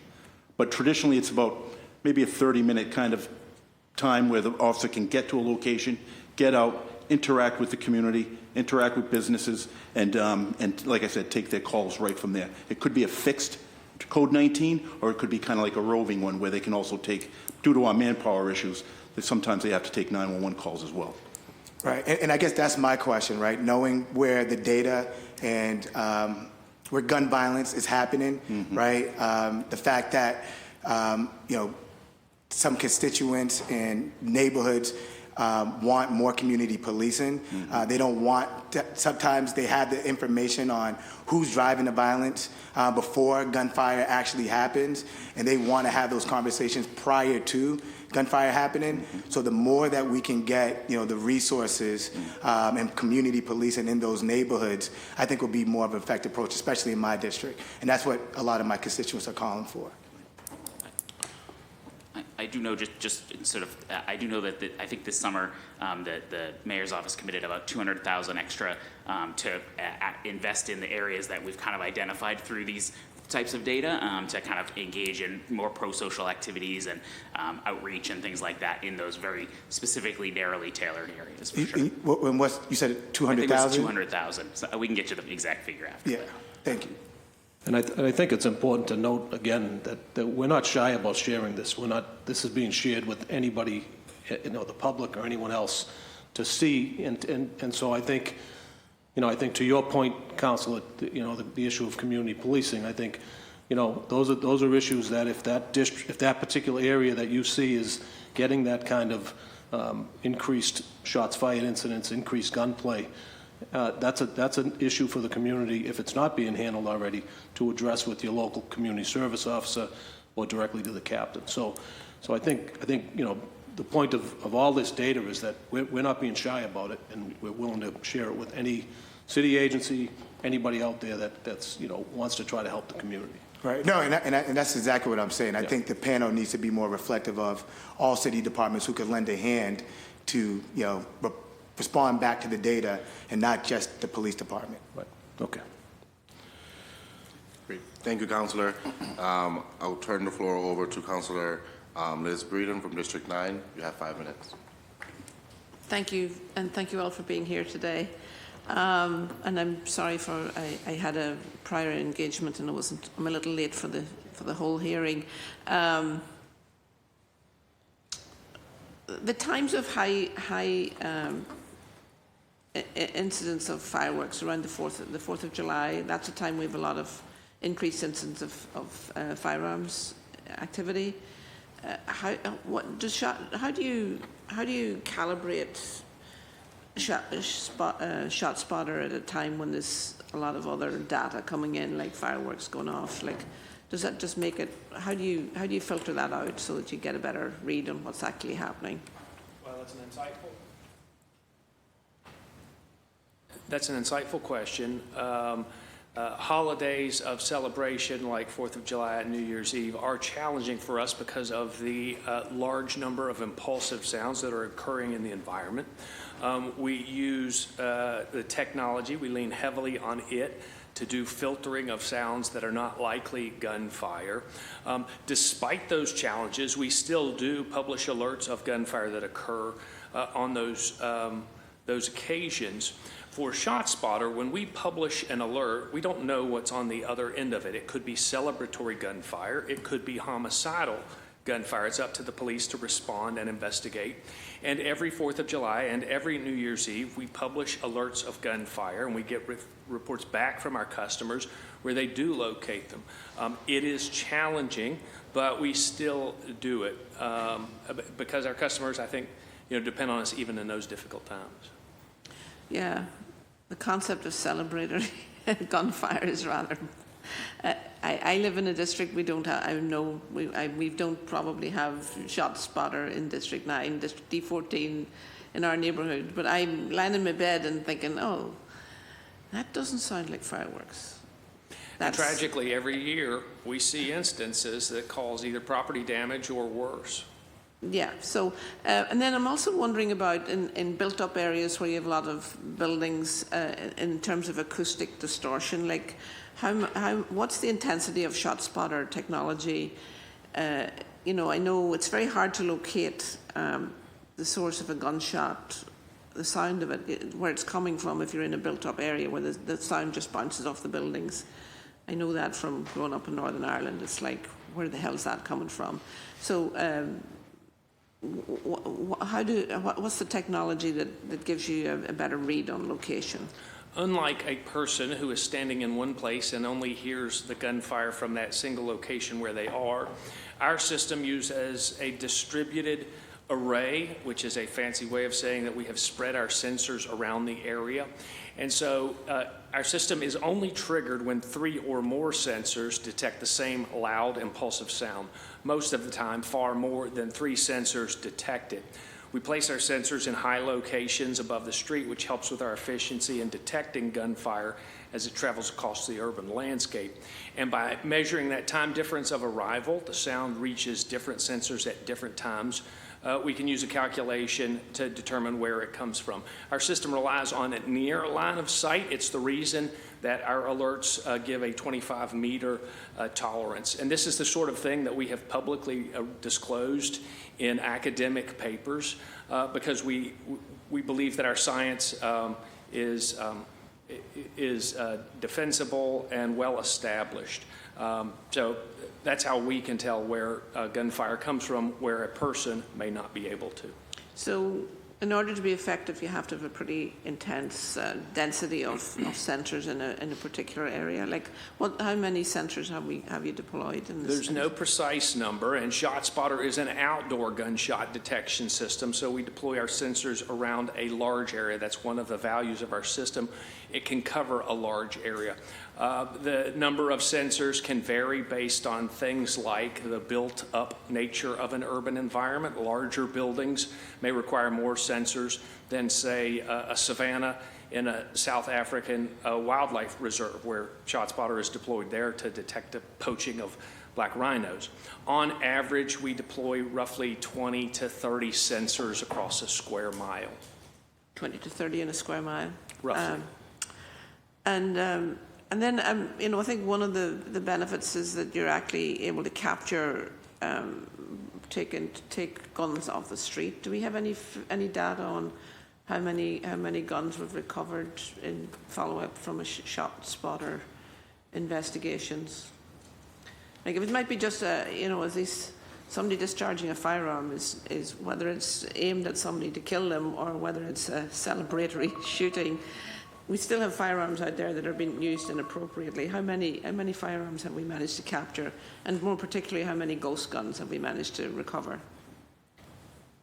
So in the presentation today, I think pretty much in each example, we recovered at least one firearm and some three. We hesitate to sort of account the capture of any fire or the recovery of any firearm to, one specific tool. So it's a little bit difficult to sort of, draw the straight line between ShotSpotter and the recovery. So we kind of haven't really pulled that sort of data in that way necessarily, but it's a high percentage, I would say. And how long has ShotSpotter been deployed in Boston? For how many years? Prior to my time, which was in 2012. 20 years. Mm-hmm. And have you seen an improvement in the accuracy and the efficacy of the technology over that time? I believe so. ShotSpotter's gone through a couple different, methods of how the different sort of levels of review that obviously Tom's could provide. But I think just, from my personal experience of kind of being here for 12 or 13 years, I have seen, that sort of progression. A lot of that is through our feedback to the company. So, we're very active when we do see a false positive or a false negative and providing that feedback to them so that we're constantly, tweaking the system to make sure it's as accurate as possible. I also think that, some of the improvements in the technology, the mobile devices, the officers having it right in their hand, I think that's improved our ability to respond quickly and respond in the appropriate manner. Very good. I think my time's up. Thank you, Mr. Chair. Thank you, Councillor. I'd like to turn over the floor now to my colleague from District 2, Councillor Flynn. Thank you, Mr. Chair. Thank you to the panel for the important work that you are doing. In my district, which is one of the most diverse districts in the city, I think I represent the largest number of residents living in public housing in the city. Residents are asking me, almost demanding from me, they want this technology in the public housing developments. They want this in their neighborhoods. They are comfortable with it. They're also asking me, they're saying, Councilor Flynn, we need more police officers. When are you going to deliver more police officers? We continue to advocate and fight and ensure that we have police officers in the city, but we don't have enough. We continue to have officers working 16 hours a day consistently. It's impacting public safety. It's impacting their health, their families as well. I wanted to highlight that issue, which I believe is also part of this issue as well. We also have to do a better job of respecting our police officers and their families. We're putting police officers on the street with 15 hours already have worked, and then we expect them to make the best decisions they possibly can. Life and death situations, unfair to the police, unfair to the public, unfair to the police officer's family as well. That also has to be a priority for this city council. Again, my constituents are asking me for this, especially communities of color in District 2. They want more of this technology. They know it's effective with a combination of more police. Is this something that we are able to work on, or what is your short-term plan? What is your long-term plan as it relates to combining both of those on this issue?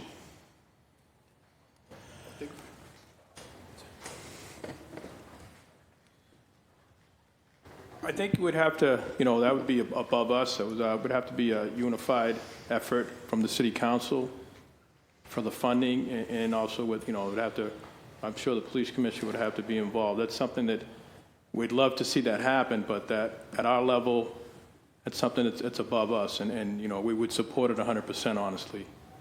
We'd like to see a lot more things. Yes, we'd like to see more community policing. We'd like to see more community centers for our youth. in communities where they don't have any community centers. So I think it's a holistic approach, and we should aim for the stars for something like that. If we have a collaboration where we have a school system where our kids can be educated, that'd be an awesome thing to have also. But those are things that we all have to come together and unify and unite so the city can also thrive. I will say, Councilor, from the Urban Area Security Initiative grant program, you know, the jurisdictional points of contact who vote on the approval for that funding have prioritized the expansion of ShotSpotter systems and the implementation of ShotSpotter to some extent, you know, where the community would like it. And so we have utilized that funding, you know, just last year to expand our system. And, you know, we've already prepared some preliminary analysis to assist the department in kind of identifying those areas where, you know, potential future expansion could be, so that, you know, is additional funding from the regular budget or additional grant funding to come available, you know, we're ready to implement based on a data-driven, you know, strategy to detect more gunshots and get to victims more quickly. Have you received calls or emails from neighborhood organizations asking Boston Police not to implement this technology in their neighborhood? I'm not aware of any. Just the opposite, to be honest. Yeah, that's my experience as well. And I highlight that because I'm in the neighborhoods like most of my colleagues every day and every night, and residents are asking me, they're saying, Flynn, we need this technology here. We need more police on the street. We don't have enough police on the street. What are you going to do about it, Flynn? And they're all fair questions. They're all legitimate questions to ask elected officials, and they're holding us accountable. But here I am. I'm asking for more of this technology in my district. I know my district wants it. The South End, very diverse community. The public housing developments throughout South Boston, Muriel and McCormick. We had several shootings there this summer. In fact, we had a youth program in Muriel and McCormick. It was there for 2 days, and there was gunshots that just missed the kids in the van, and the nonprofit left. I don't blame them, but they left the area because of the gunshots. So my point is, you know, we can deal with public safety, but we need this technology. We need community policing. We need more police officers. We also, as a society and as elected officials, in my opinion, I think we need to do a better job of showing our respect for police officers and their families. We can't go around criticizing them all the time for any type of infraction and then expect safe streets, healthy neighborhoods. It's about a partnership. And when we work together and respect each other and listen to each other, that's when progress is made. And by negative comments that we're always hearing about police, I think it also impacts morale. I think it also impacts retention, recruitment, and public safety. It's not healthy for a city. Thank you, Mr. Chair. Thank you, Councilor. We've also been, welcome back, Councilor Fitzgerald. Would you like to go ahead and ask your round of questions right now? If not, I'll go ahead and ask mine. I'll send back my time for the moment. Thank you, Chair. All right. Appreciate it. Thank you, Councilor. Okay, great. So I'll put my time on. Again, thank you everyone for being here, and really appreciate my council colleagues' questions. I want to go back to one question that my colleague asked from District 5, Councilor Pepen, and I think it was directed at you, Deputy Brown. It's been mentioned today in terms of, right, that this technology is used in for multiple different reasons, right? To, but one of them, as I heard, is to also arrest offenders. Can you walk me through the process? And I know that even in the video that you displayed earlier, I believe there was a resident calling that they saw 4 people running. Can you just walk me through, specifically when talking about arresting offenders, the process of when you receive the ShotSpotter detection, and you're receiving calls maybe of descriptions or, you know, whatever, like what an officer actually does on the ground with that. So in particular for that, for the example that you showed, I guess a resident called and said they saw 4 people running. So are the officers now looking for 4 people in a group, or can you just walk me through that process? Deputy Brown, you know, a follow-up to that question is also, you know, obviously this is used in, I mean, right, the technology is being used in mostly our black and brown neighborhoods, used as, you know, said to be the you know, the highest gunshot detection in the city. What effects does this have on our black and brown residents, right? I mean, and again, going back to this example, when there's residents calling for 4 people, you know, what's the approach for officers when we're interacting with residents, and do we keep any of that data as a part of this? Okay, so that's a multi-faceted question, but I'll start out by saying when the ShotSpotter activation goes off, and Deputy McLaughlin can assist me if I miss anything with this, you have a response by patrol officers who respond to the scene. They locate evidence or whatever may be going on there, establish a crime scene. At that same time, when ShotSpotter goes off, detectives also respond. So if there's information about a suspect or if the suspect stopped, you may even conduct a whole bring back identification type interview right there in the street. So it's kind of a multi-layered investigation that goes on when ShotSpotter is activated. It's not just the patrolman. It can be the patrolman. It'll be a supervisor. It'll be multiple detectives. It could be what you heard on one of the calls, the Tango Gold cars. Those are the SWAT teams that come out and they have the extra, you know, things that we need in case there's an active shooter type situation. So that's kind of the whole response that goes on. Everything can stop after the shots are fired, right? We don't need to really do much. Now we're going to start moving into the investigation phase, and that's where we have more people involved. As far as the question you had brought up about black and brown communities and the shootings that have gone on, unfortunately, in that triangle that's been there since, not the triangle, kind of that whole strip that's been going on from the south end all the way through Roxbury, Dorchester, into Mattapan. Deputy McLaughlin and I were in homicide for many years, and unfortunately that's where our homicides took place. And those are the families that we had to deal with for many, many years, and we're still dealing with to this day. So the effects on the black and brown communities that happen in Roxbury, Mattapan, and Dorchester are tragic. You know, in 2010, I had what was dubbed the Mattapan Massacre, something that's still with me and my family. So these things don't just affect what goes on in the community. It affects the officers who respond to these things. It affects the investigators. It affects everyone from the police commissioner on down. And because this city is so close, and the way I see it, as long as I've been here for 30 plus years, it affects all of us as a community. This city is small. It really has become like a town. It's really not a city anymore. It's more like a town. Everyone knows each other here in one way or another. Through one way or an incident happens, it brings people together. Like I said, during the Mattapan massacre thing that I had over on Wilson Street and all the other homicides that I've been involved with and Deputy McLaughlin been involved with, it affects us all on so many different levels. And it's important for us to try to identify these people as quickly as possible, make the arrests, and try to move towards healing the communities. Hey, thank you.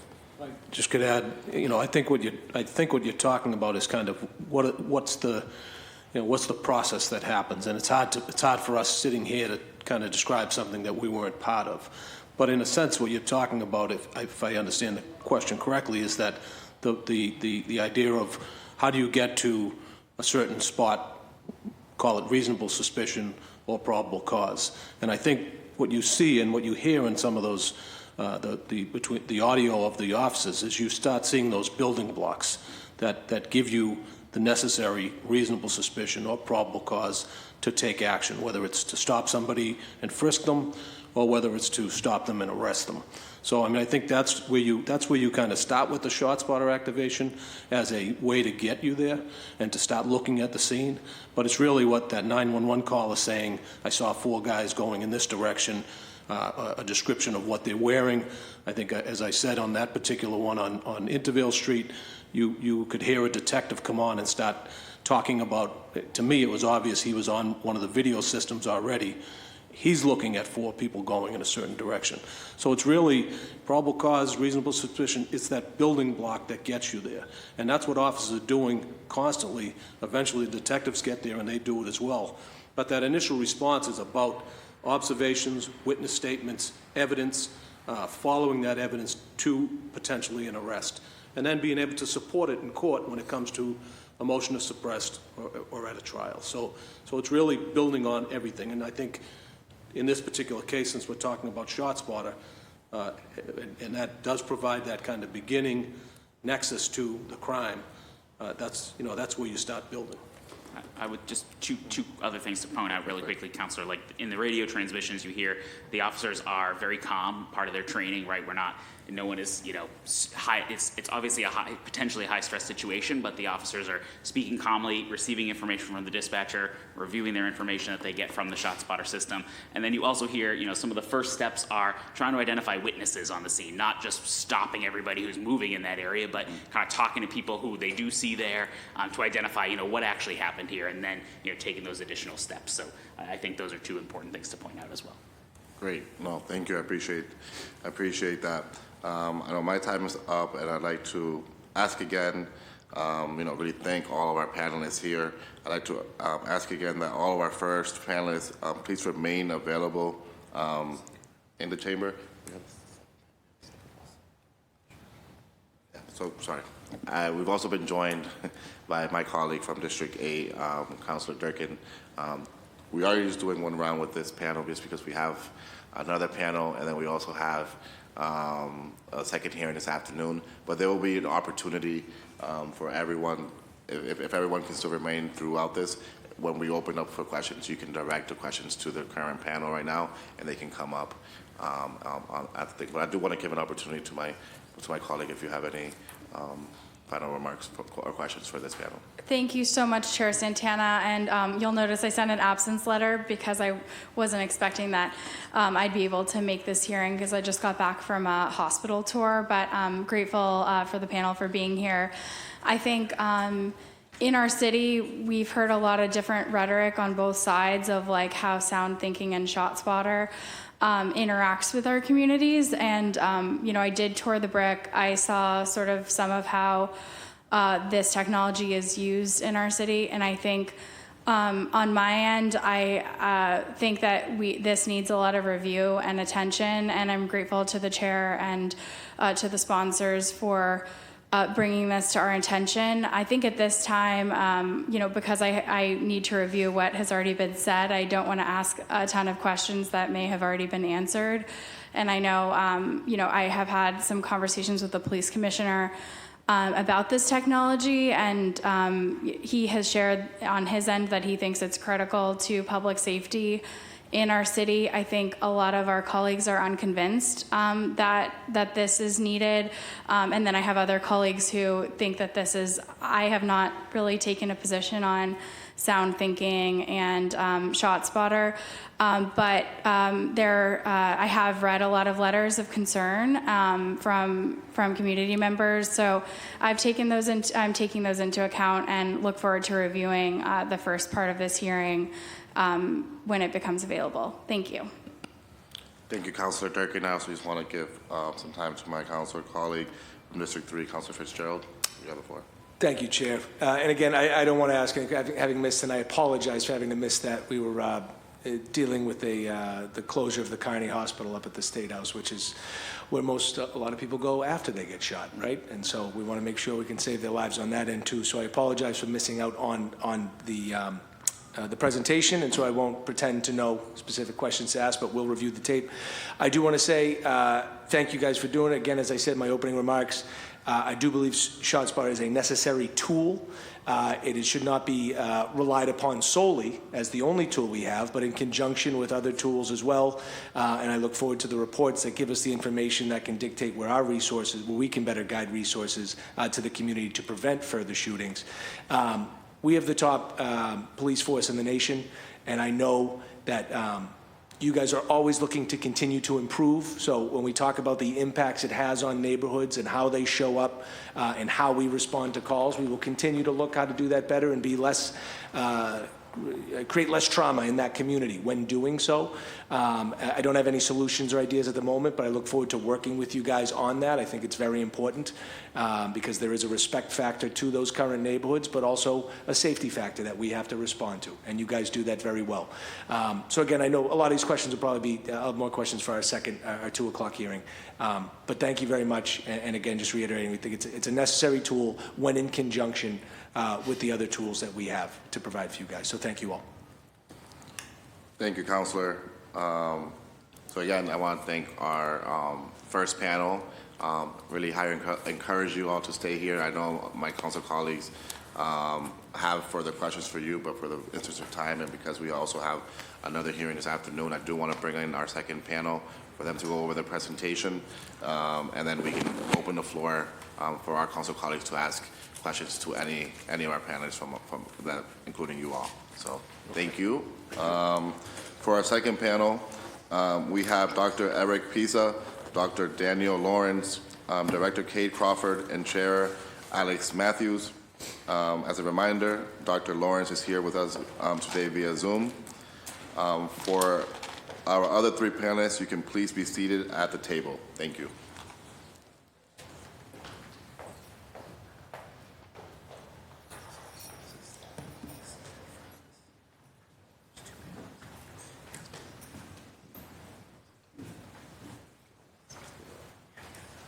How's it going? Oh, wow.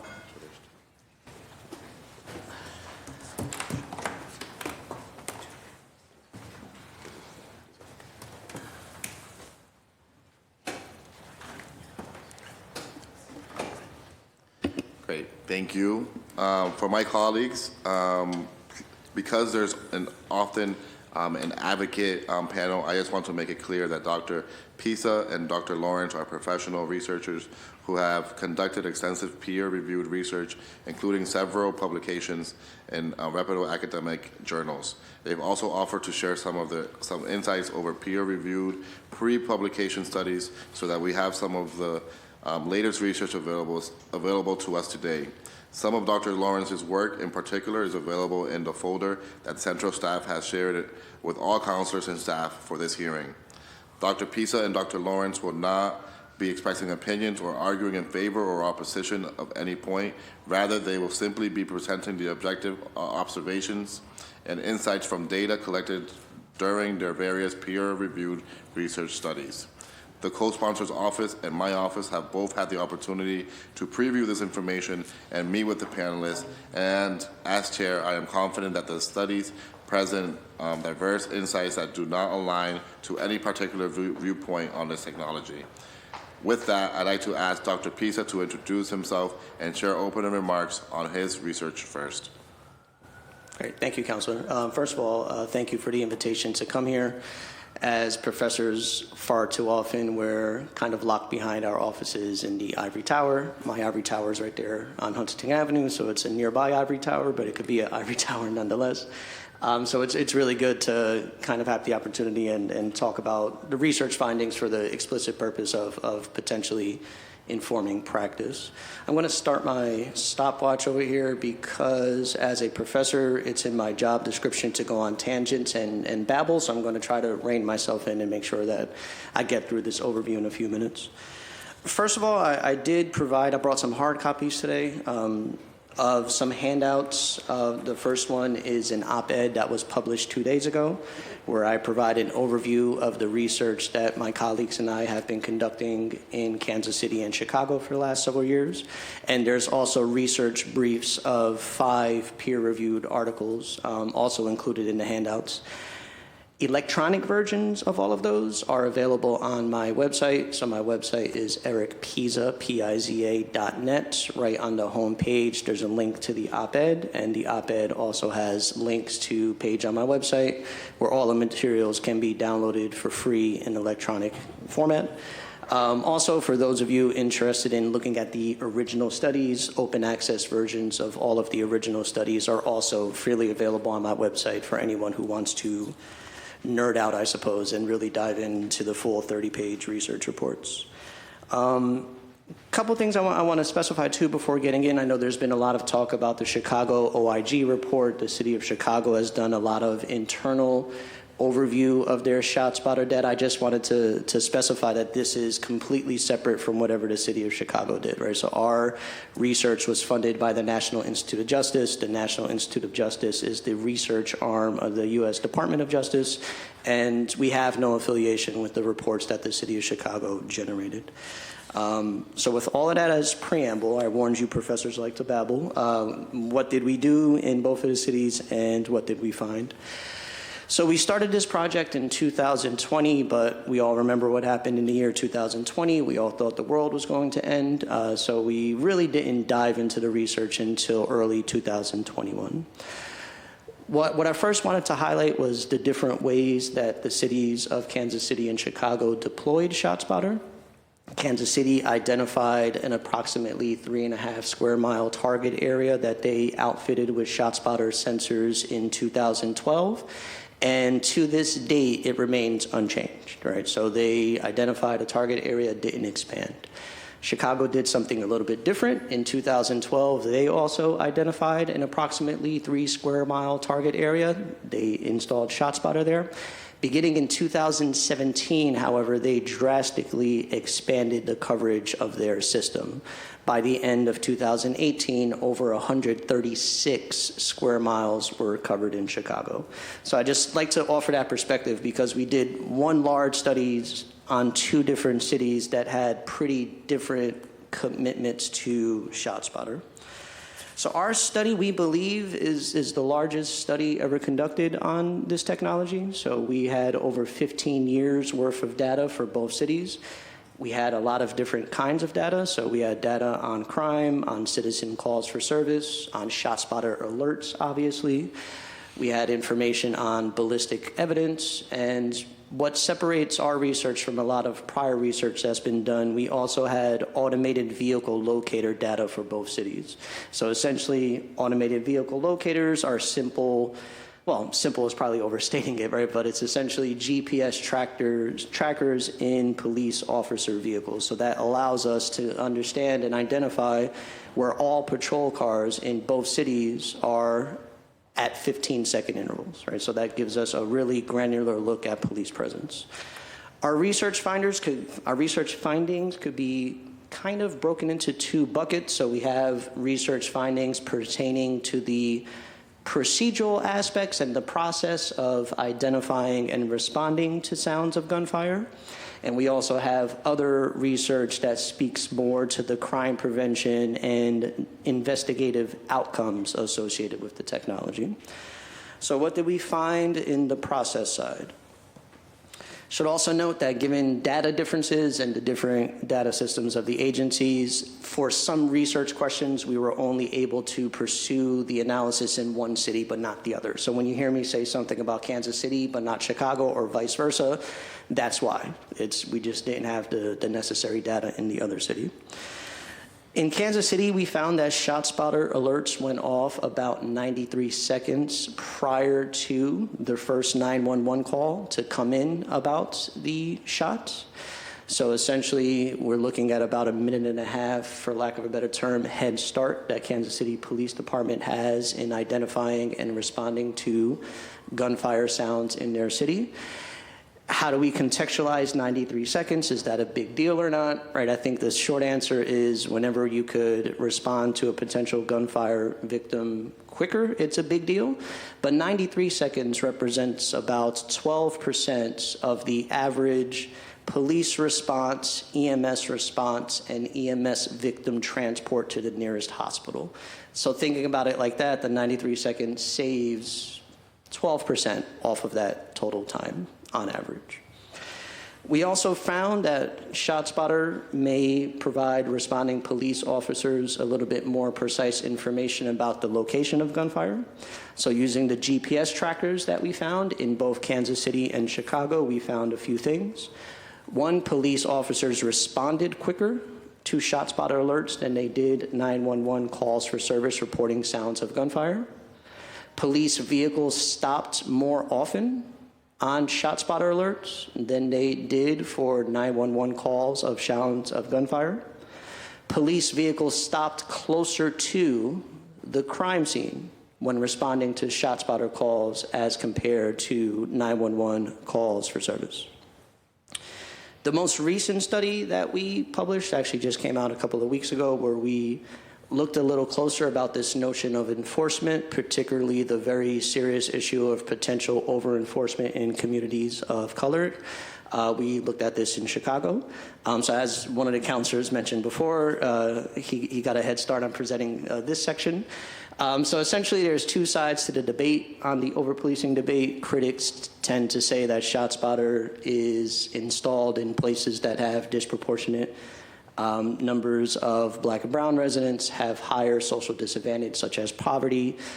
The common police response to that is also the area where gunfire concentrates. In both Chicago and Kansas City, we found that, and I don't think I'm shocking anyone here, both of those things are true, right? So essentially the ShotSpotter systems are installed in places that have higher non-white populations, in places that have higher poverty rates than we see in other parts of the city, but also gun violence levels are between 1.5 and 2.5 times higher in the ShotSpotter coverage areas compared to the rest of the city. We also, as I said, focused in on this question of enforcement and what happens in these areas when a when a gunshot goes off. We found that actually both ShotSpotter alerts and 911 calls were associated with higher likelihood of arrest and stops on scene, and also that the effect sizes were pretty similar. So to put it a little bit more bluntly, when a ShotSpotter alert goes off, people are more likely to be arrested in the immediate spatial and kind of temporal parameters of the shot. So within 1,000 feet in 15 minutes, there's an increased likelihood of an arrest or a stop happening. However, when people call 911 to report sounds of gunfire, we saw the same thing. So essentially when people call the police to report gunfire, within 15 minutes and 1,000 feet of that call location, the likelihood of someone being arrested or stopped also increases. We also did a number of analyses breaking that down by race and arrest type, and to make an incredibly long story short, we ran about 100 models, and the bottom line is that that finding tends to hold across race as well. So essentially people seem to be equally impacted in terms of enforcement likelihood, whether the enforcement comes from a ShotSpotter alert or a call to the 911 system. So that's kind of processes. Actually, no, I have one more process, I'm sorry. We heard a lot of talk today about the likelihood of increasing collection of ballistic evidence, and we found that in both Kansas City and Chicago, the ShotSpotter target area was associated with increased likelihood of police officers finding ballistic evidence, so essentially shell casings, spent projectiles, things that could be used for investigative purposes. And also, police were more likely to recover firearms in ShotSpotter areas as compared to the comparison areas that we did in the city. So that's the process, right? So what's the outcome? And I could get through the outcome pretty quickly because we didn't find much in terms of crime prevention or investigative outcomes. We found that in both Kansas City and Chicago, Part 1 gun violence did not change following the introduction of ShotSpotter. So the number of people shot, either fatally or unfatally, the number of people victimized by a gun crime that did not involve an actual shooting. So for example, a gun robbery or an assault where the firearm was not fired. None of that changed in the ShotSpotter areas in either city. We did see in Kansas City a reduction of 22% of citizen calls reporting sounds of gunfire. But again, I want to reiterate that those types of incidents don't involve any actual victims of gunfire. So crimes that involve gunfire victimization, no change in either city. We also found that crimes were no more likely to be cleared via investigation, right? So retroactively, via detectives investigating an incident. Incidents occurring in the ShotSpotter area were no more likely to be solved compared to incidents in other parts of the city. So that's what I have. I've already spoken for a couple minutes longer than I wanted to. This is the research project that's gotten the most public attention for me. I've been doing this for a living for about 15 years now, so I'm always asked what my recommendations are. And I always say the same thing, right? So when I spoke to the officials in Kansas City and Chicago, and this included in Kansas City a number of public hearings like this, my recommendation was that I'm not the one that decided to buy ShotSpotter in Kansas City, right? The individuals that decided to make that public investment did so expecting to receive specific benefits, and it's up to the leadership and their communities to discuss whether or not the research we found suggests that they're getting sufficient return on investment.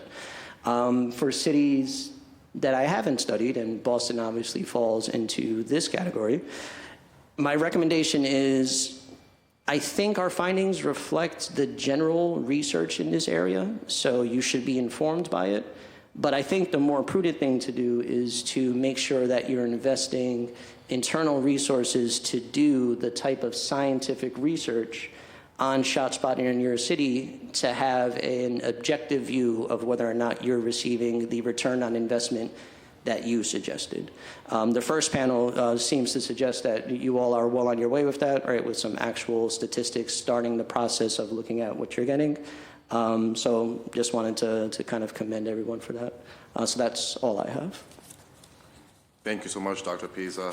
I'd like to ask Dr. Lawrence to introduce yourself and share your open remarks now. Great, thank you so much. I hope you can all hear me. Good afternoon, and thank you for having me today. I'm Dr. Dan Lawrence. I'm a senior research scientist in the Center for Justice Research and Innovation at the CNA Corporation. I just want to note that the views I express today are my own and should not be attributed to CNA Corporation, its trustees, or its funders. If you're unfamiliar, CNA is a nonpartisan, nonprofit research organization located in the Washington, D.C. area and has focuses on research, training, and technical assistance with criminal justice agencies across the country. So I recognize that my time is short for this statement, so I'm going to hit some of the high-level findings from my research on gunshot detection technology.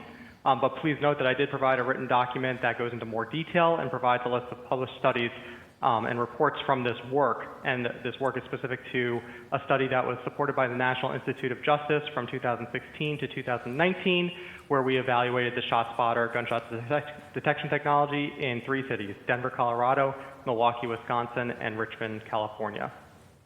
So to begin, I'll speak to the impact that the technology has had on the amount of shootings that departments become aware of after implementing GDT. So GDT is short for gunshot detection technology. For each city across all 3 cities, we found that the number of shootings reported to the agencies, either from a GDT alert or a 911 call for service, roughly doubled in areas covered by the technology following its first year implementation.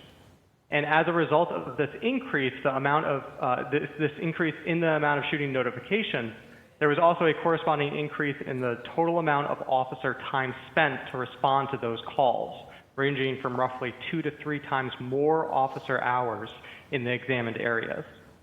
So this increase in staff workload presents a really significant challenge for law enforcement agencies that are considering implementing GDT. As officers spend more time responding to an increased number of shooting-related notifications, they become less available to attend to other calls, such as those directly from community members who are expecting prompt responses. Without additional funding to hire more officers and improve response times, the officers will face the difficult task of managing competing priorities. So they'll be expected to respond to GDT alerts and conduct thorough investigations, but also being expected to respond to other high-priority calls.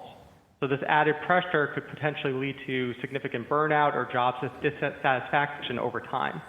Therefore, the cost of GDT extends beyond the technology itself. Cities must either plan to increase agency budgets to support officers managing the increased workload, or law enforcement agencies must better establish the goals and the policies for the technology. Switching gears a little bit in regards to response times, the study consistently found that officers respond to GDT alerts faster than they do to 911 calls. However, the time savings here mainly comes from the GDT automation to assign officers, rather than the actual time by the officer to arrive at the scene after being assigned to the event. So this time savings is likely because officer assignments from a GDT alert do not have to rely on a community member who is possibly distressed and must verbally provide information to a dispatcher who then must be responsible for entering that information into the department's computer-aided dispatch system for then officers to read and respond to. And I will quickly touch upon the impact that technology has on crime levels, but it's very similar to Dr. Pisa's. The study found some evidence in Richmond suggesting a reduction in violent crime and firearm-related crimes, but I would note that this was from a pre-post design, and it's not really clear that the reduction was a direct result of the GDT itself. There were crime reductions that were not observed in the coverage areas in Milwaukee and in Denver, and here the study team was able to use more rigorous analysis that included comparison units. So overall, generally mixed findings on the impact of crime, but more null than anything. And the last thing I want to mention, which I feel is the most critical, is how police agencies implement this technology and use this technology. So valuable insights through extensive discussions with stakeholders as part of this project were gained regarding the presence of what I refer to as a tiered approach. And I should also note that everything I'm talking about here today is just recently released in a study. It actually came out yesterday, but this is published online. So there's more detail in this study about these different impacts and this tiered approach that I'm explaining now. So the way I describe GT program implementation, there's the Tier 1 programs, and these are the most basic programs where officers are merely responding to the scene and perform somewhat superficial inspections for gunshot victims, potential suspects, and individuals fleeing the areas. And I would note that this is likely what's happening in these cities with very high priority calls constantly happening, where they arrive to the scene, they don't see a victim, they don't see a person with a gun, and they have to dispose of the case quickly to get to the next high priority call, which is likely leading to that results that we're seeing in other cities with the high with the high dispositions of unfounded cases. So Tier 1 is that most basic approach. Tier 2 programs, they expand on that Tier 1 approach by including a thorough on-site canvass after securing the scene. So this involves the officers actually getting out of their cars, searching for shell casings, firearms, bullet damage, as well as engaging with residents and doing potential interviews and talking to people. Tier 3 programs use a more comprehensive approach that incorporates advanced technological resources alongside those Tier 2 activities, such as collecting or identifying evidence with using NIBIN, E-Trace, public surveillance systems, cell towers, and many others that are available to the department. And critical to all three of these tiers, these levels, is ensuring that the program is well managed by a full-time supervisor that holds officers accountable for their activities and the policies related to GDT. And also reaching out to community members to foster transparent communication about what GDT actually is and does, its operation, the coverage area, and the privacy implications of the technology. So to quickly summarize, this study found that GDT enhances those procedural aspects of shooting investigation, but the technology also increases officers' workload and has minimal, if any, impact on violent crime rates or shooting-related arrests and incidents. And these results align with the work from many other scholars on this subject, which typically show that GDT improves response, evidence collection, and investigations, but does not lead to lasting crime reductions. And I would argue in my most recent paper that a lot of this is due to the varying aspects of program implementation, where officers respond to GDT alerts differently due to agency policy and practice. So thank you for listening to me, and I'm happy to answer any questions. Thank you, Dr. Lawrence. With that, I'd like to move to our next two experts on civil liberties. I want to recognize as chair that these panelists also take a data-driven approach to their work, and that they are very importantly here to help assess the civil liberties concerns related to this technology and help us weigh those concerns against the potential benefits of the technology. That intention is a critical part of the City of Boston's laws as codified in the Surveillance Oversight Ordinance, and both of these panelists have been intimately involved in the development, passage, and implementation of that ordinance. I'm very grateful to have them both here today with us. With that, I'd like to ask Kate Crawford to please introduce yourself and share your opening remarks. Thank you so much, Chair.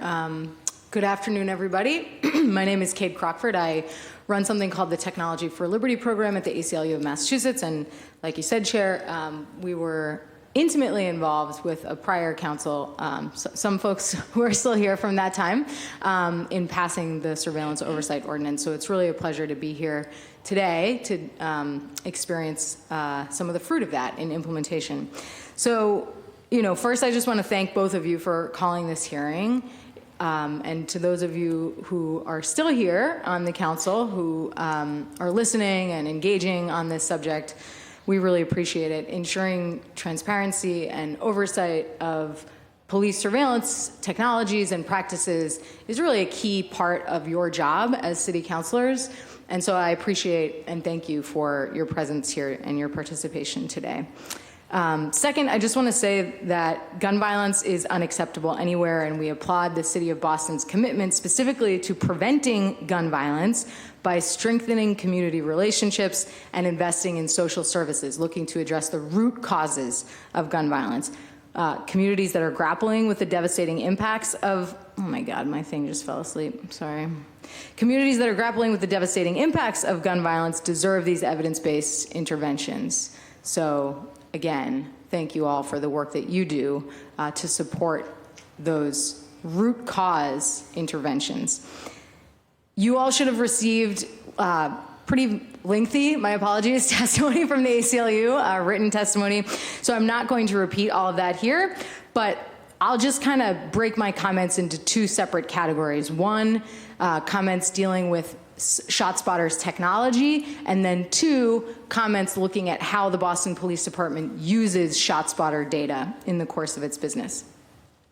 So to the first point on accuracy and reliability, numerous studies from across the country indicate ShotSpotter cannot reliably and consistently distinguish between gunshots and other loud sounds that are common in urban areas. I'm happy to acknowledge that absence of evidence is not necessarily evidence of absence, but this trend identified by studies in Boston, New York, Chicago, and self-reported data of police departments across the country simply cannot be ignored.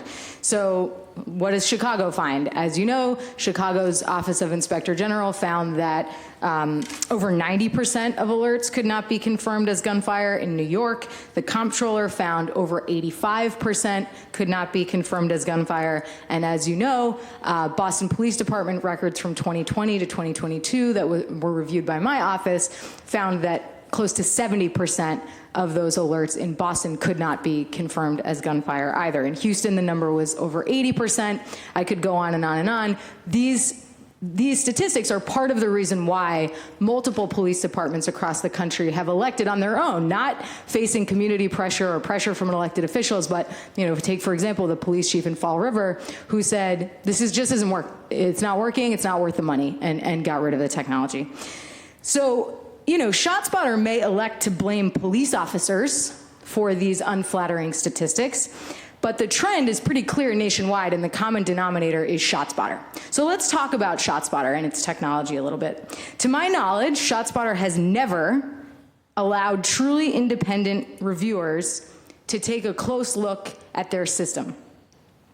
Their system involves microphones positioned outdoors, exposed to the elements, black box algorithms, and teams of human reviewers who evaluate each alert and make their own determination about whether the loud noise was a gunshot or not. As ShotSpotter promises customers fast action, these human reviewers really don't have very much time to make this determination, and that's an important thing that I want you all to remember. So who are these human reviewers? Just while I was sitting back there, I pulled up a job advertisement for a system alert monitor at SoundThinking, ShotSpotter's parent company. So according to that job posting, which is currently live on their website, this position pays about $13 an hour. The qualifications for this position do not include any specialized training. A high school diploma or GED suffices in terms of educational attainment, and this is a direct quote. Previous experience in customer service and call centers is highly desired. So as I described in my written testimony, ShotSpotter has acknowledged in the past that up to 10% of all ShotSpotter notifications are manually changed by these human reviewers. That data was from 2021. According to the Associated Press, they asked ShotSpotter for more up-to-date information about how frequently human reviewers change the algorithm's initial classification. According to the Associated Press, ShotSpotter declined to provide that up-to-date information. So that's ShotSpotter's technology. Now let's turn to how ShotSpotter is actually used by police departments. I'm really glad that Mr. Chittum raised the recent appellate decision in Massachusetts of Commonwealth versus Ford. I popped out during the research to call a friend of mine who works for the Public Defender's Office to ask him about that case, and what I heard was very different from the way that Mr. Chittum described it. So what I heard is that the appeals court judge ruled against Mr. Ford's motion on ShotSpotter, a motion to suppress that evidence, not because the judge carefully evaluated ShotSpotter's technology or heard from experts who were able to conduct their own independent review of ShotSpotter. Again, something that to my knowledge has literally never happened. And then, the court decided that it was legitimate evidence. That did not happen. Instead, the court rejected Mr. Ford's motion because his attorney at the lower court level did not call for an evidentiary hearing on the ShotSpotter evidence. So in other words, this was a decision at the appellate court that rested on essentially a procedural issue, not on the substantive questions related to the reliability of ShotSpotter evidence. So just to be clear, that's the case that Mr. Chittum cited. I also learned from my friend, the public defender, that Mr. Ford was found not guilty in that case. So take that for what it's worth. I also learned during this phone conversation that just a few weeks ago, a court at the BMC district in Roxbury did grant a defendant's motion to suppress ShotSpotter evidence. Now, that was a decision that was issued from the bench. The written ruling on that motion has not been made public yet, so we don't know why the judge in that case agreed with the defense and dismissed the ShotSpotter evidence, but that just happened within the past couple of weeks. And I do intend to follow up with counselors about that specific case, because it's a really important issue. People's liberty is at stake here. People are being sent to prison in part on the evidence that is derived from ShotSpotter's technology. So it is absolutely critical that we get this right in the city of Boston and ensure that the Boston Police Department is using this technology responsibly. So I'll just wrap up by saying we all have important jobs to do here. It's the police department's job to get guns off the street, to identify and apprehend shooters, to help arrest, to prosecute winning cases. It is my job to ensure that the police department and other government agencies do not violate people's civil rights. And it's your job as city councilors to weigh these various concerns and to make public policy decisions that you think will best serve our residents. The ACLU has made no secret that we believe that this technology does not appropriately suit the needs of Boston residents, and we recommend that we get rid of it. But if the council declines to withdraw authorization for ShotSpotter use, there are other things you can do to ensure the technology is never used to violate a person's civil rights. Specifically, these are policy reforms that look to the way that BPD manages ShotSpotter data, the way BPD uses ShotSpotter alert data to build reasonable suspicion to conduct stops, the way BPD command uses ShotSpotter data to determine deployments and tactical and strategic considerations across the city, and the way BPD engages with ShotSpotter regarding evidentiary matters. I spoke to some of those issues in my written testimony in more detail, and I would welcome an opportunity to discuss those proposals further. Thank you so much. Thank you. I'd now like to ask Alex Matthews to introduce yourself and share your opening remarks. Thank you. I have some slides, if it's okay to bring them up. Yeah.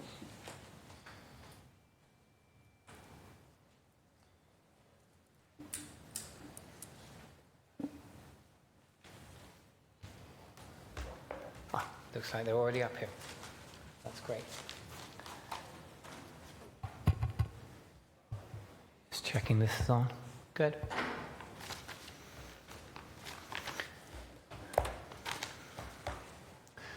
Okay. Chair Santana, members of the Public Safety Committee and the public, thank you for giving me the chance to discuss ShotSpotter with you this morning. My name is Alex Matthews. I am the chair of Digital Fourth. We are a volunteer group of people concerned about government surveillance and the Fourth Amendment in the greater Boston area. We've been around since 2012, and we were, like the ACLU of Massachusetts, deeply involved in the development and now the implementation and oversight of the city's surveillance ordinance, as well as the surveillance ordinances in other cities in the greater Boston area. One thing I think that is positive that arises out of this hearing is that there is a degree of consensus among all parties as to some of the aspects of this technology and what it can be said to do and what it can not be said to do. There is relative consensus, for example, that all of us here present want to reduce gun violence in this city. None of us are looking for a complete free-for-all. We may disagree on some of the methods by which that should be achieved, but we have as a common interest the good of this city. Regarding ShotSpotter, there is good research evidence supported by testimony from the police and supported also by our look at the evidence that it does speed up police responses, that it does increase the amount of ballistic evidence available to people on the ground, that it does somewhat increase the precision of police response. The area of disagreement comes with what comes next, with the evaluation of the ultimate outcomes, whether ShotSpotter in fact can be shown to reduce gun violence. And if you look at what the academic research has been telling us, it cannot be shown to be a technology that reduces gun violence. It cannot be shown to significantly increase taking the perpetrators of gun violence off the streets. Insofar as the data from Boston itself shows, we agree with Boston PD's figures that there are roughly 75 ShotSpotter alerts not accompanied by a 911 call, and that police were able to respond to those, and that there are 2 victims that it identified that would not plausibly otherwise have been identified. Those 2 victims suffered a graze to an ankle, and in the other case, the fear involved in being shot at, but not shot. So we agree on all these things. However, none of that means that there are not serious issues with ShotSpotter, and none of this makes it necessarily a wise strategy for the city to invest $300,000 in per year, whether that's obtained through an external grant or not. Proceeding to the contents of the presentation, why have a separate hearing on this technology at all? Well, from our perspective, the key reason is this. In December of 2023, BPD renewed and expanded the city's ShotSpotter contract. It did so in violation of the surveillance ordinance. In other words, they did it illegally. They did it without any public hearing having been held. They did it possibly without the knowledge of any city councillor, but we have not been able to confirm that with every city councillor. And they did this, most surprisingly, at the very time when the city council had voted to reject the UASI grant that included funding for ShotSpotter. I note also on this topic that the ordinance that was unanimously passed by the council includes a private right of action for people to sue the city for violations of the ordinance, which therefore means that BPD's careless actions here have exposed the city to legal risk. Why have a separate hearing? Well, here's another reason.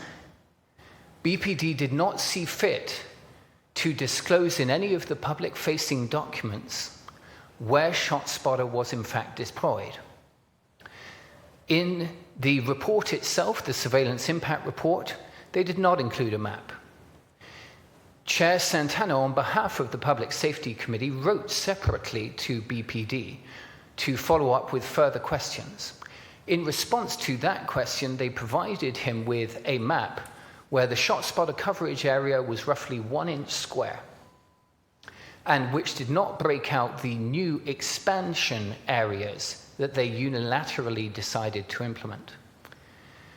They have been very anxious about putting the locations of the ShotSpotter sensors online, even though there has been public reporting in Wired magazine in February, and even though based on that, ACLU came up with an excellent report in April covering the ShotSpotter technology in Boston and using the data from Wired magazine to depict where the sensors are. And we now have a map as advocates that is far better than anything than the BPD has deigned to share with the City Council. This slide relates to the research evidence, which I've talked a little bit about, and which Kate and the professors present have covered so ably.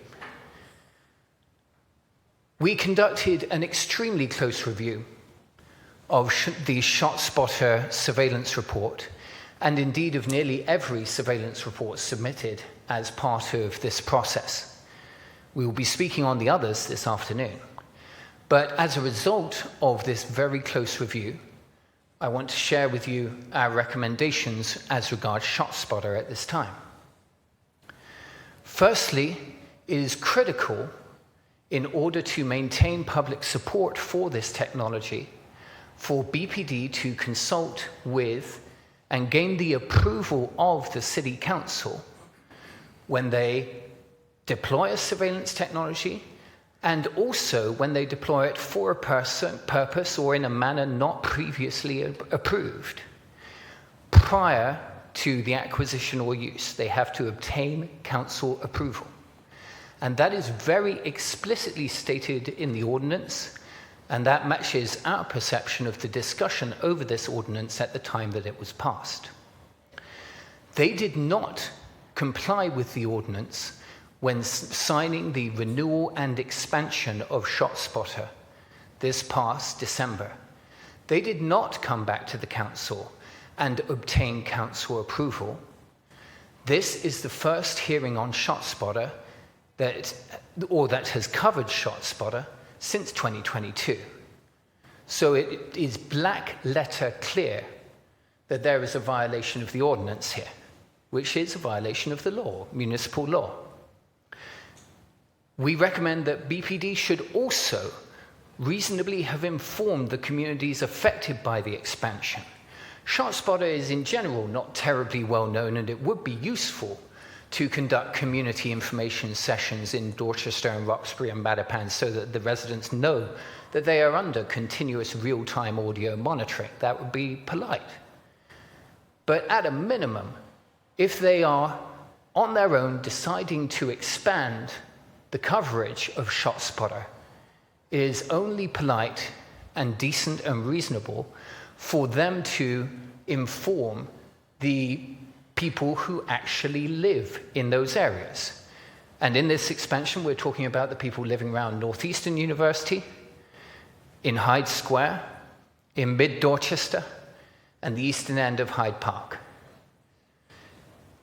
The community consultation process should not be run by BPD because, to be honest, we've been involved with community consultation processes that are run by BPD. And it is funny how sometimes the hearing can be a little bit selective about what the opinions of the community are. Second recommendation.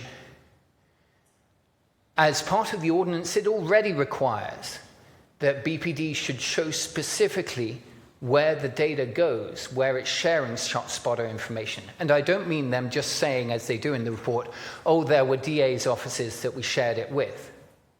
The ordinance expects them to list the actual agencies, and for very good reason. Because the City Council, in passing this ordinance, wanted to be able to check where the data was going to, and whether it was going to people who had reasonable policies governing the uses of data. If you just say, oh, DA's offices somewhere, there are a lot of DA's offices in this country. You know what I'm saying? Without that information, City Council cannot know whether this data is being shared responsibly or not, and whether it is being treated appropriately at the agency it is shared with. Recommendation, I've misnumbered it. Recommendation 4, setting up a complaints mechanism. The BPD report, and in fact, nearly all of the surveillance reports submitted as part of the annual surveillance report from the city say that there have been no complaints about the technology. And there was even a question in testimony to the first panel on this subject. And BPD says that there are no complaints. And that sounds like maybe people have no complaints. However, they also explain in the surveillance reports that they rule out from consideration any complaints that are voiced in public forums or meetings like this one. And they would only hypothetically consider complaints that were filed with a bureau of the BPD. And then I went and checked, well, what is the complaints process for filing a complaint at a bureau of the BPD? And there is a police complaints form. It's available online. And if you look at that complaints form, it allows you to complain about an incident. It doesn't allow you to complain about a technology at all. So, hey presto, you have no complaints, because there is no city mechanism for any technology, any surveillance technology, to receive and log and respond to citizen complaints. So one of our recommendations is have one. Have a complaints mechanism. Have it be public-facing on every department website. And then we'll see what the real situation is and whether people have enough concerns to make complaints. Recommendation 5. The contract with ShotSpotter commits Sound Thinking to detecting at least 90% of unsuppressed outdoor gunfire incidents using standard commercially available rounds above .25 caliber. Each service level measurement shall be determined quarterly, the results of which will be reviewed during the periodic account review meetings with the customer.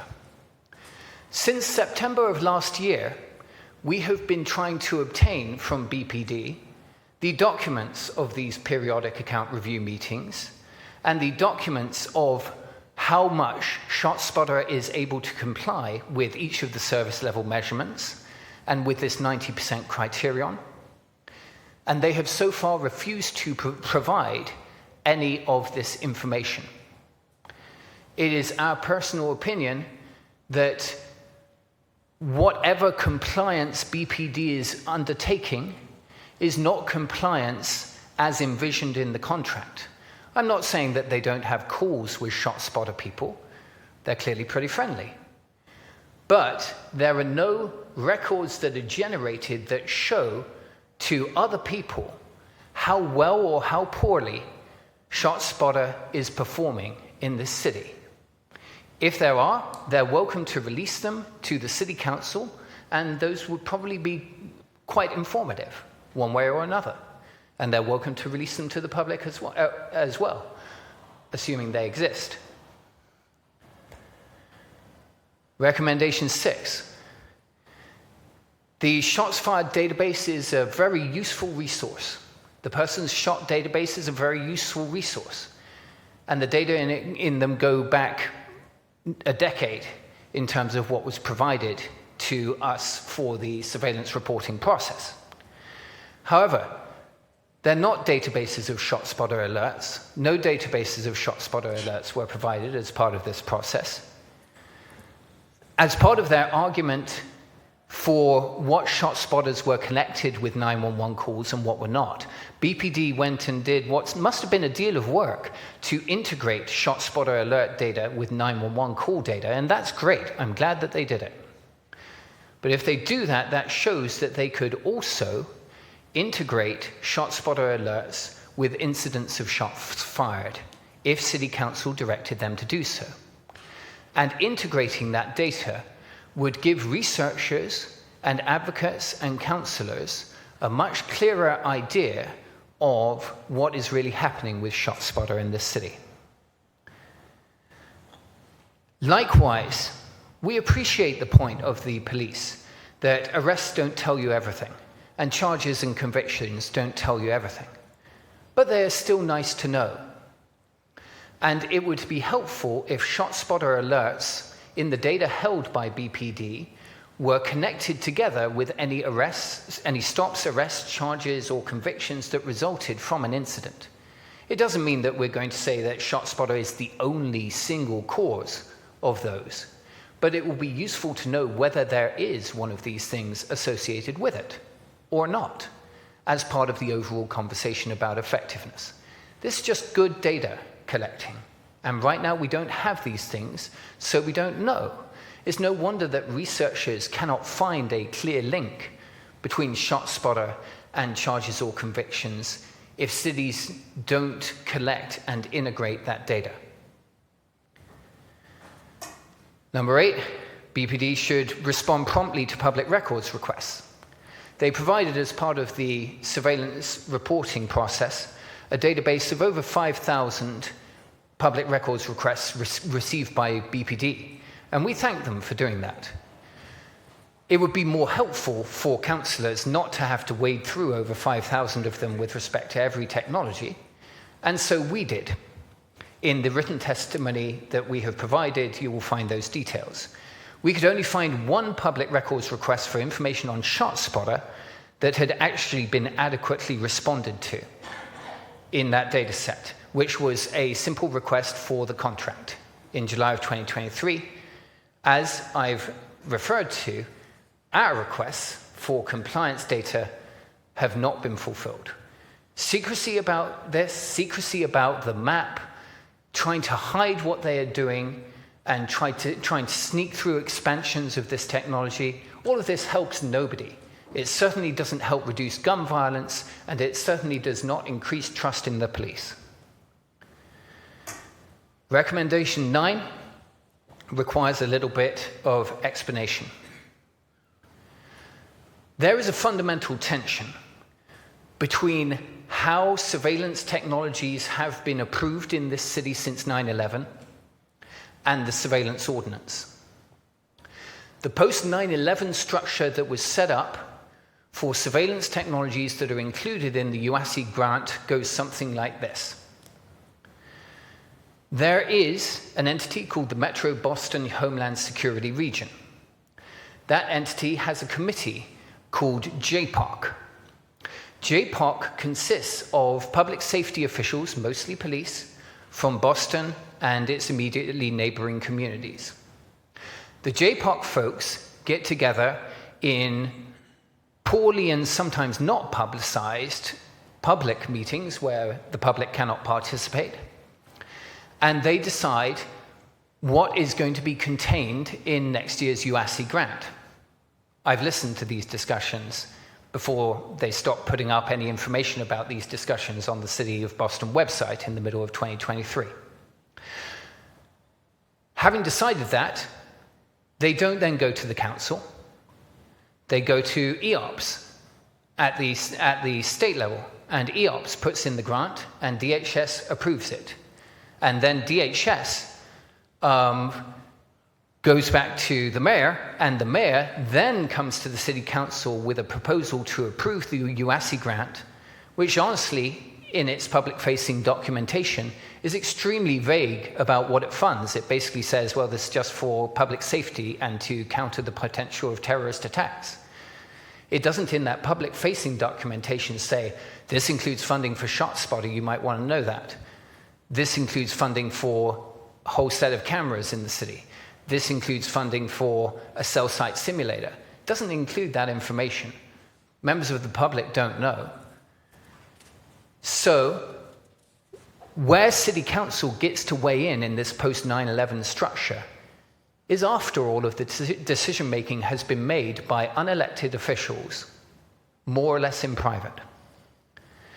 I think that what BPD is doing here in terms of having passed an illegal renewal is a product of that post-9/11 structure that did not imagine that perhaps the public ought to have a say, or that perhaps elected officials ought to have a say before everything is done and dusted.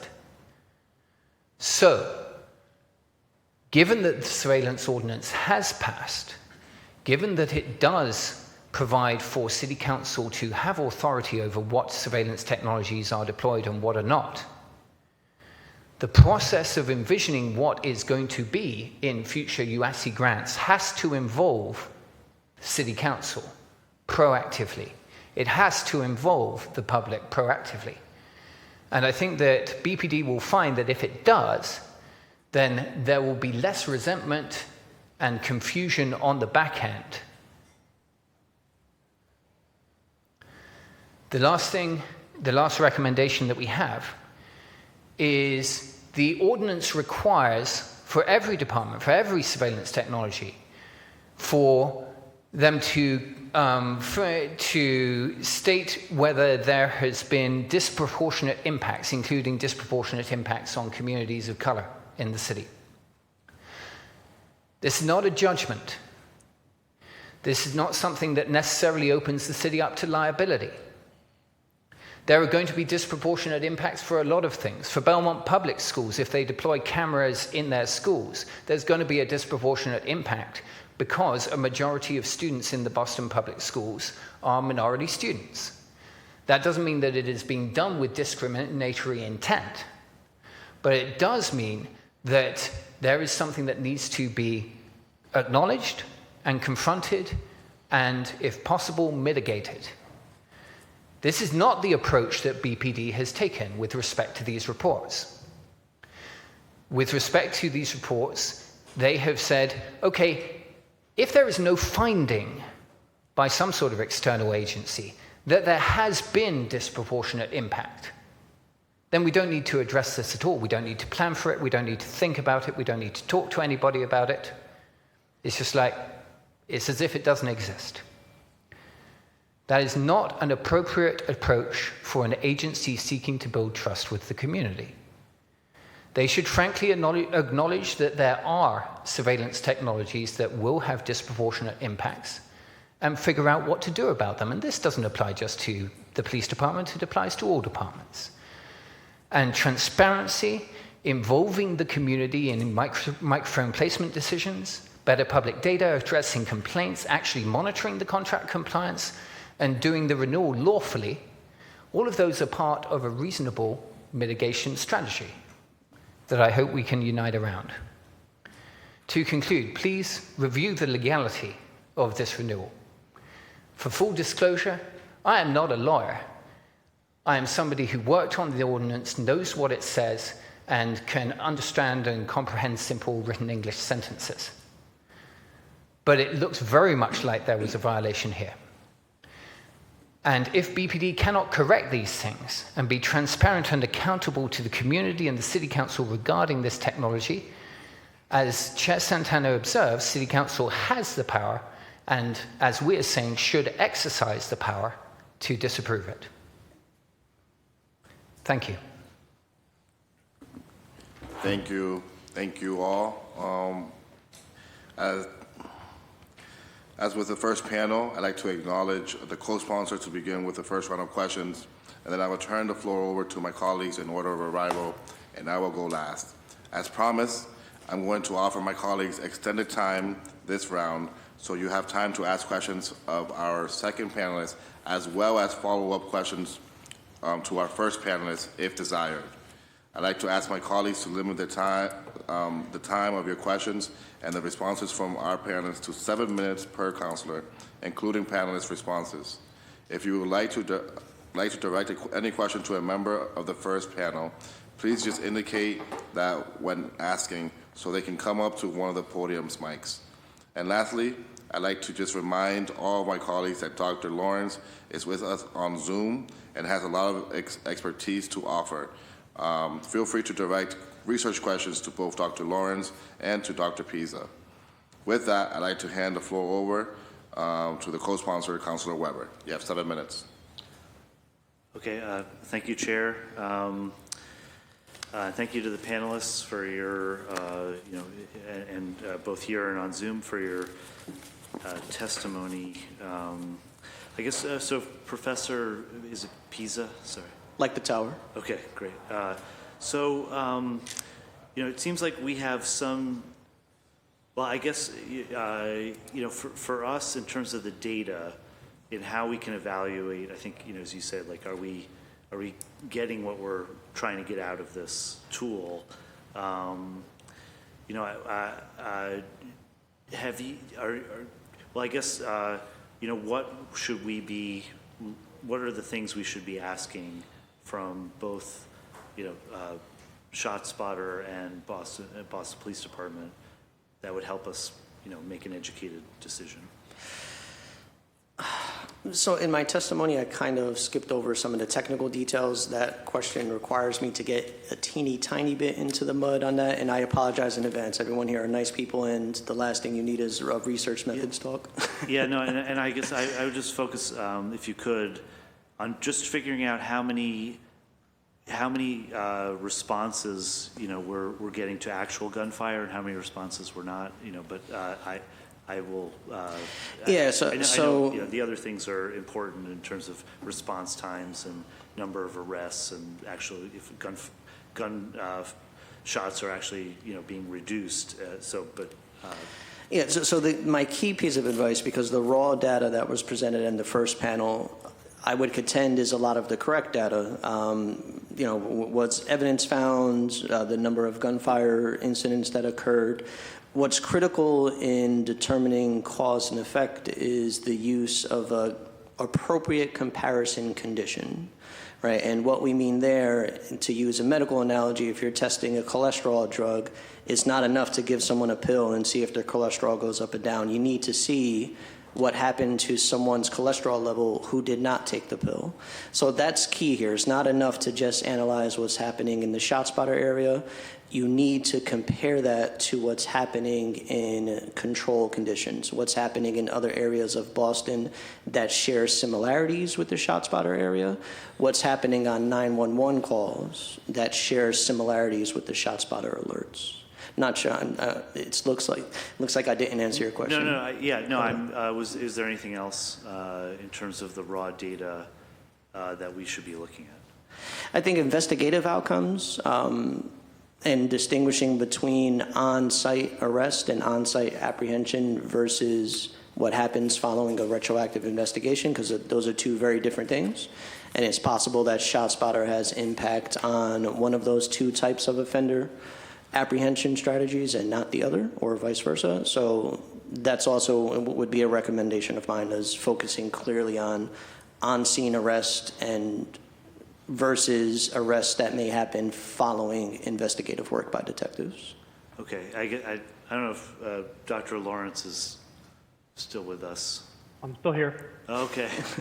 I guess the screen's off, but did you have anything to add to that? Yeah, I would just quickly add, the disposition is critical to get information and connect to the ShotSpotter cases, but also the connection to other technologies in the BBT. So one critical aspect is, are shell casings being collected? Are guns being recovered? Are they being run through NIBIN, the National Ballistic Network? Are they being run through E-Trace? Are they being connected to cell phone tower warrants, or are they being connected to public surveillance cameras? So those critical aspects of how the technology and the department are integrated with each other, I think would further support the use of ShotSpotter one way or another. Okay, and I guess for both of you, in terms of, so I thought both of you said, or maybe just Professor Pisa, that number of shootings in the cities you study have not gone down. But so has the police activity increased as a result of ShotSpotter in those cities? Good question. So in both cities, we found that crime did not decrease in the ShotSpotter area compared to the comparison area. The question of enforcement, we were only able to look at in Chicago, and we found that in Chicago, enforcement did not increase. Well, I know, so in terms of police activity in the ShotSpotter area, that did not increase from ShotSpotter?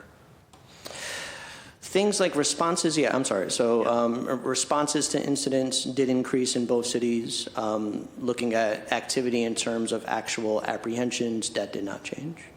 Okay, and I guess for Attorney Crockford, Kate, so when we're looking at this technology and, you know, and it's sort of being applied in a limited fashion, you know, and it's in certain neighborhoods, and you get police going in, you know, more. I mean, I'm assuming there's activity. At least they're going in faster. You know, I was concerned in your written testimony about how the detection, the alarm from ShotSpotter impacts how police are going into neighborhoods in terms of they may stop people. They think they have probable cause to stop more people. Can you just talk a little bit more about that? Yeah, I'm happy to. Thanks for the question. Sure. So as we've heard from multiple people on many different sides of this issue, ShotSpotter devices in Boston, like pretty much every other city, are concentrated in communities of color in the city of Boston. And so ShotSpotter alerts are only going to send police officers to those communities of color because that's the only place where the ShotSpotter devices are located.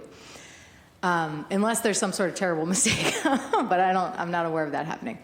So when we see data like what we've seen in Boston, in Chicago, in New York, about how often police are actually finding evidence of gunfire when they deploy in response to ShotSpotter alerts, that raises a very serious question about what we have called, other advocates have called, technologically, washed, essentially, techno-washed justifications for over-policing of communities of color.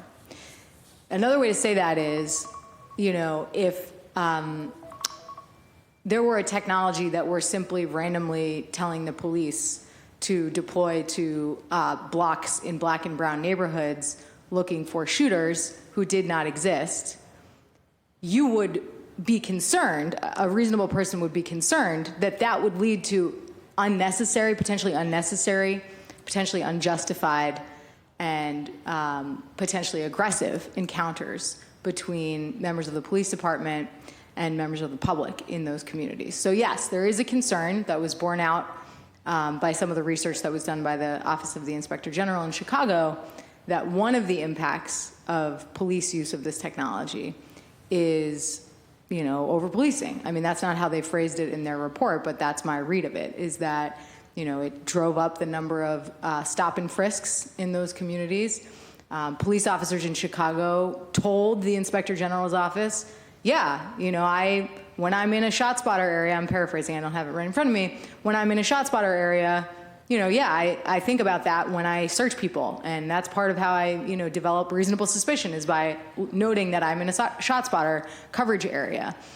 So yes, we're gravely concerned about the impact that this technology, and I should say, the police department's use of the technology could be having in terms of increasing interactions between members of the public and Boston Police Department officers when that may not be justified. And I'll just say that in our report, we did cite one example of a case in which a Boston police officer responded to a ShotSpotter alert, didn't find any evidence of a shooting or a gun, but saw someone in a car with tinted windows, queried their license plate, found that the car was, had an expired registration, and, towed the car and arrested the person. So it's that kind of low-level so-called quality of life, or if you're Bill Bratton, broken windows style policing that has largely been discredited, that we're concerned about could be, amplified, magnified, exacerbated by the use of this technology. Yes. Okay, thank you, Chair. Thanks. Thank you, Councilor. I'm going to turn it over to Councilor Flynn from District 2, and then Councilor Fernandez-Anderson will go after that. Thank you, Mr. Chair. Thank you to the panelists for being here. And I apologize, I was late for some of your testimony, and I will review the video later. I guess my question is, are you asking for Boston Police to get rid of this technology, or are you asking for more protocols so that civil rights are protected? I just wanted to be clear on that. Can I take that? I can speak obviously only for Digital Fourth and what we're asking. We do think that given this contract has been illegally renewed in our view, that presents a serious problem for the continued operation lawfully of ShotSpotter in this city. We believe that that can be cured potentially. We believe that it troubles us to be spending $300,000 a year on something that purports to address gun violence that cannot be shown to reduce gun violence. And City Council and BPD and the community working together can address that in a couple of ways. They can do data improvements and process improvements that will get at better the question of whether ShotSpotter reduces gun violence, and it may be that Boston will be the first city in the nation to actually show that there is an effect reducing gun violence, and if so, great. But I am skeptical whether that will happen. I would like to see improvements in systems, yes, but we would tend to feel that there are other interventions that are better attested with evidence in terms of funding community programs and proactive measures to reduce gun violence than this unaudited protocol from a California company that other cities seem to be retreating away from. Thank you. Can I speak to that as well? Yeah, thanks for the question, Councillor Flynn. Yes, the ACLU's position is that the benefits of this technology are not outweighed by the costs, and we do recommend that the council vote to withdraw authorization for continued use of ShotSpotter. That said, I understand that that's highly unlikely, and we also have ideas that we would love to discuss with you and any other councilor who's interested about ways that the Boston Police Department can improve its internal operations and policies and procedures and practices to ensure that ShotSpotter technology, the data flowing from it, the police use of that technology and data is never used to violate someone's civil rights or to justify the over-policing of black and brown neighborhoods unjustifiably. Thank you. I just wanted to highlight that I represent a very diverse community, District 2, represent the largest number of residents living in public housing. In 7 years on the council, not one person has ever said to me they want the city of Boston to get rid of this technology. They've said just the opposite to me. They want more of it. They want safe communities, healthy communities, safe neighborhoods. And Mary Ellen McCormick in South Boston, or Cathedral in the South End, West Broadway development, and Lynch Homes. When I talk to the task force and the residents, they're asking me for more police on the street. They're asking me for more ways to get city technology to deal with the alarming guns that we have on the streets of Boston. I believe last year Boston Police confiscated maybe close to 700 firearms on the streets of Boston. So what is my answer to the residents when they're asking me for this technology? What is my answer to them? Do I tell them, no, we don't want it because some academics are advising against it? Or what do you think, the gentleman in the middle? Your academics comment triggered me, so I apologize for raising my hand. My official position, you weren't here for my testimony, so my official position is that I'm not making a recommendation one way or another. Could I just ask both of you, What neighborhoods are you guys from? I live in Providence, Rhode Island. And where do you live, sir? I live in Belmont, Massachusetts, and I would ask you, sir, did you ask that question of the police representatives who were here and what neighborhoods they live in? I know what neighborhoods they live in. And do they all live in Boston? I'm asking the questions. I live in the Dudley Triangle, right smack dab in the middle of the ShotSpotter zone. I know where you Yeah. live. Okay, would you like to answer my question? Your question pertaining to where I live or the recommendation around ShotSpotter? The recommendations. My recommendation for the city of Boston is the same for every city I speak to that I haven't conducted original research with, is to take the steps necessary to do a responsible data analysis, which includes conversations with stakeholders and community members to determine whether or not they are receiving the return on investment that they recommend, that they anticipated. My colleagues and I finished what we believe is the largest evaluation of ShotSpotter in Kansas City and Chicago, and we think that offers cities like cities like Boston, a model for conducting their own analysis. So that's a probably much longer answer than you anticipated, but it's a short no with that important caveat. No, thank you. I appreciate it. And you know, elected officials that are sitting at these tables, especially district councilors, have an obligation to keep our districts safe, healthy, keep our residents safe and healthy. Easy for you living in Belmont to say, let's get rid of it. But when you come into the South End or public housing developments in Boston that need police presence, then that's our job to keep them safe. But it's easier said than done, and you have the luxury to do it from behind the podium. Mr. Chairman, can I address Councilor Flynn's question as well? The time is up. If Councilor Flynn, do you want to? I have no further questions. Since I was personally attacked there, I would like to weigh in on that after Kate speaks. I've been told that it's time to move on, so that's fine.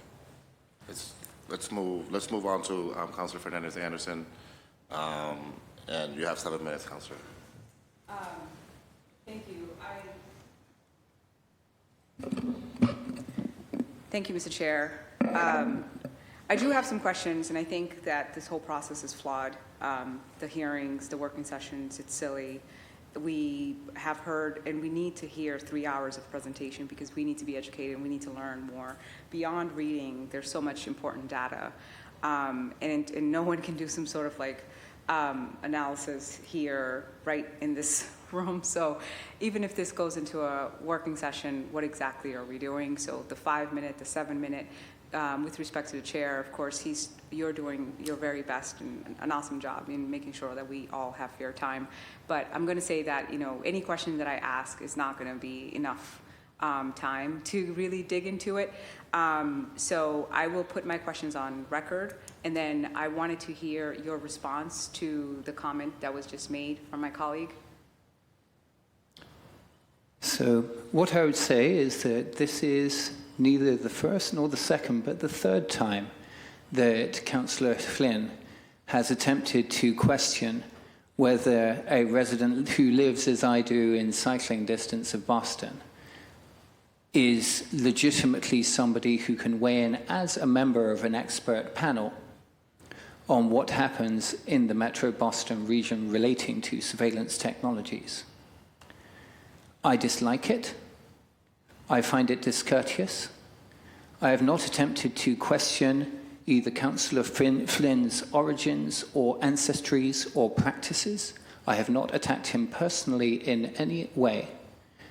And given that this council is composed of people who originate from a wide variety of places and ancestries, I feel that it is not appropriate, addressing the chair, for any councillor to question the credentials of an expert purely based on where they live. I represent an organization.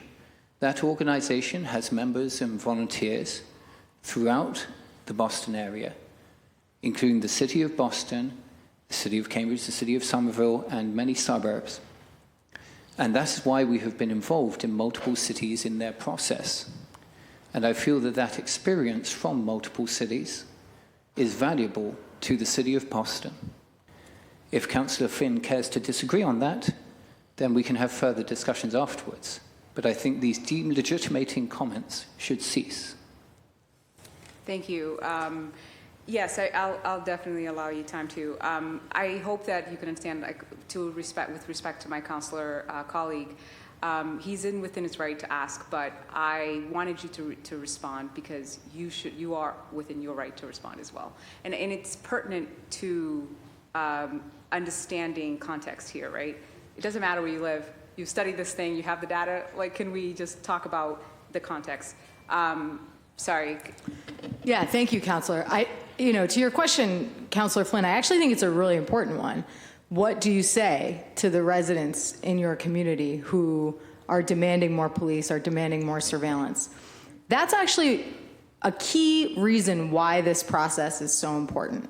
Because for far too long, the conversations that we have had in this room, in this building, in this city, in this country, frankly, about the role of advanced surveillance technologies in modern policing has been informed more by people's viewership of programs like CSI and Special Victims Unit than the facts about what is actually happening in our communities and what police departments are actually doing with surveillance technology and the data that they produce.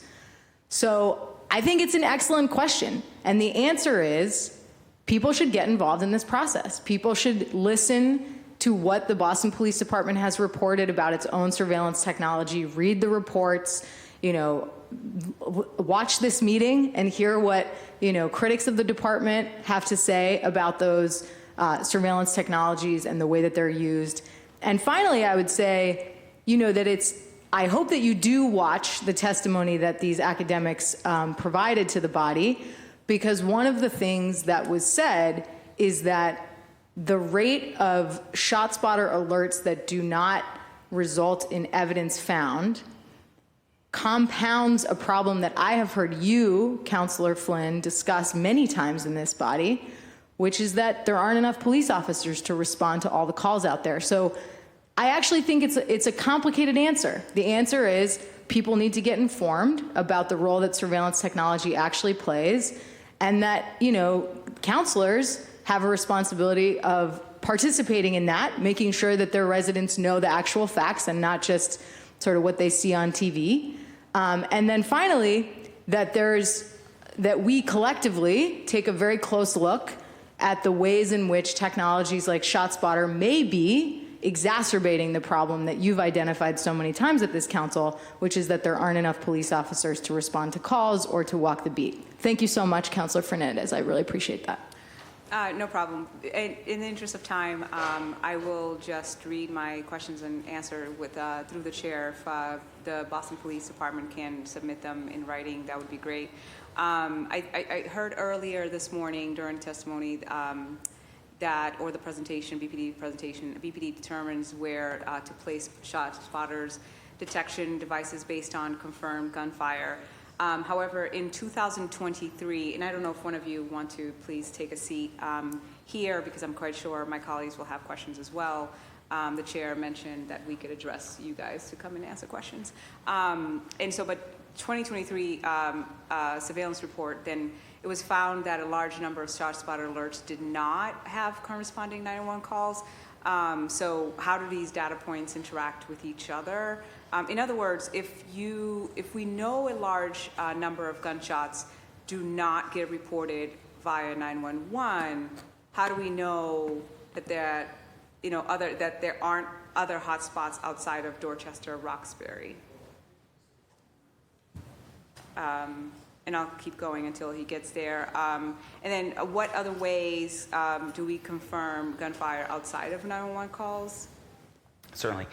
So I would say, this is definitely a key challenge for us. That's one of the reasons we would like to expand the ShotSpotter coverage area, so we are determining more of those, and that's probably the key way. I would say we also get feedback from community members through community meetings and things like that. If people are hearing, gunshot type sounds, we also look at 311 data, people who may be, reporting things through that sort of mechanism as well. So several different mechanisms, but that is a key challenge for us for sure.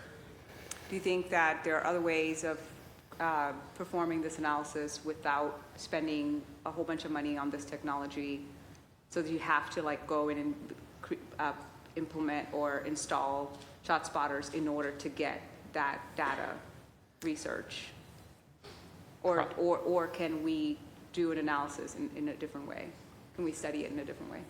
I guess I'm not 100% clear on the question, but I think... Could we get the answer without spending the money in this technology and installing it, say, in Beacon Hill? Could we get this? Could we do a study and analyze this in a different way, or have we not thought about it yet? So I will say, from the analyst perspective in the BRIC, we review all the different police records, 911 calls, police incident reports, any data source we have available to determine the location of gunfire incidents in the city. ShotSpotter is one of those variables that we include in our analysis currently. Because I'm interested in the other variables. If it's not necessary for us to like spend so much money, and if we can do a study, could we do that in advance as a proactive measure, as opposed to spending the money and then later saying, oh, we didn't need it? I suppose we technically could, but we would be missing the 75. In 2023, for example, we would not have the 75 incidents that ShotSpotter found with no other source. Can you speak to, ACLU found that 16% of ShotSpotter alerts corresponded to common urban areas, fireworks, balloons, vehicle backfiring, garbage trucks and construction and so forth. Can you speak to this to verify what happens internally when ShotSpotter detects something that isn't a gunshot? So the system has a mechanism where we can contact ShotSpotter through a couple different mechanisms technologically, but we try to make sure that they're aware of that information. We also try to track that internally, so we're determining any trends in that. So if we know like there's a particular micro area where there's an active construction project, or there's a recycling facility or something where we're more likely to get some of those sounds, definitely the officers in the district certainly know that and kind of understand those factors, but we also do try our best to communicate those up. And that's everyone from the supervisor on the scene can report that up, or us in the BRIC kind of post facto will report that to ShotSpotter, so we can kind of track those and try to make those improvements. I appreciate it. I do have more questions, but I think that's my time. I heard a beat sound, but I did want to just close with saying I hope that my colleague appreciates that I was trying to play on your questions, because I think it's a continuity in these conversations is super important. So that was my intent there. Thank you so much. Thank you, Councilor. Councilor Fitzgerald, you have the floor. Thank you, Chair.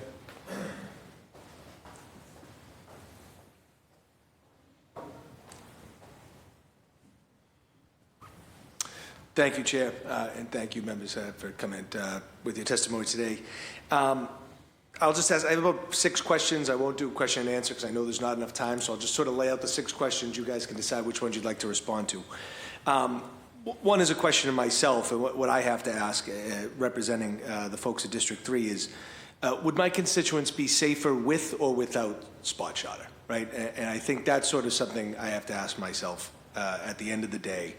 Does this technology, in even the slightest, if it gives us an uptick in making the residents more safe, is it my obligation to them to protect those constituents?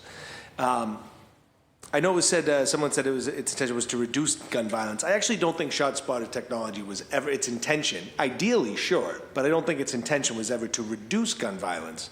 And while we never want to infringe on any civil liberties, and I respect that very much, I do believe the data is important, right, into how we use our resources. And so, granted, maybe nothing is perfect, but I think we have to look at taking good with the bad in that, and I think that the data is important.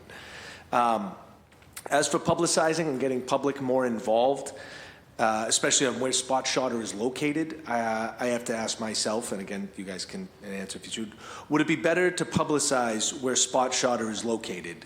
And what do the folks who intend to initiate public shootings do with that potential public information? If they know where SpotShotter is located, then they may be less likely to then fire in that area. But then where does it drive it to? And is that fair to the residents where ShotSpotter is not located? It could be a block over, a street away, it doesn't matter, right? But I think it's a question I had to ask.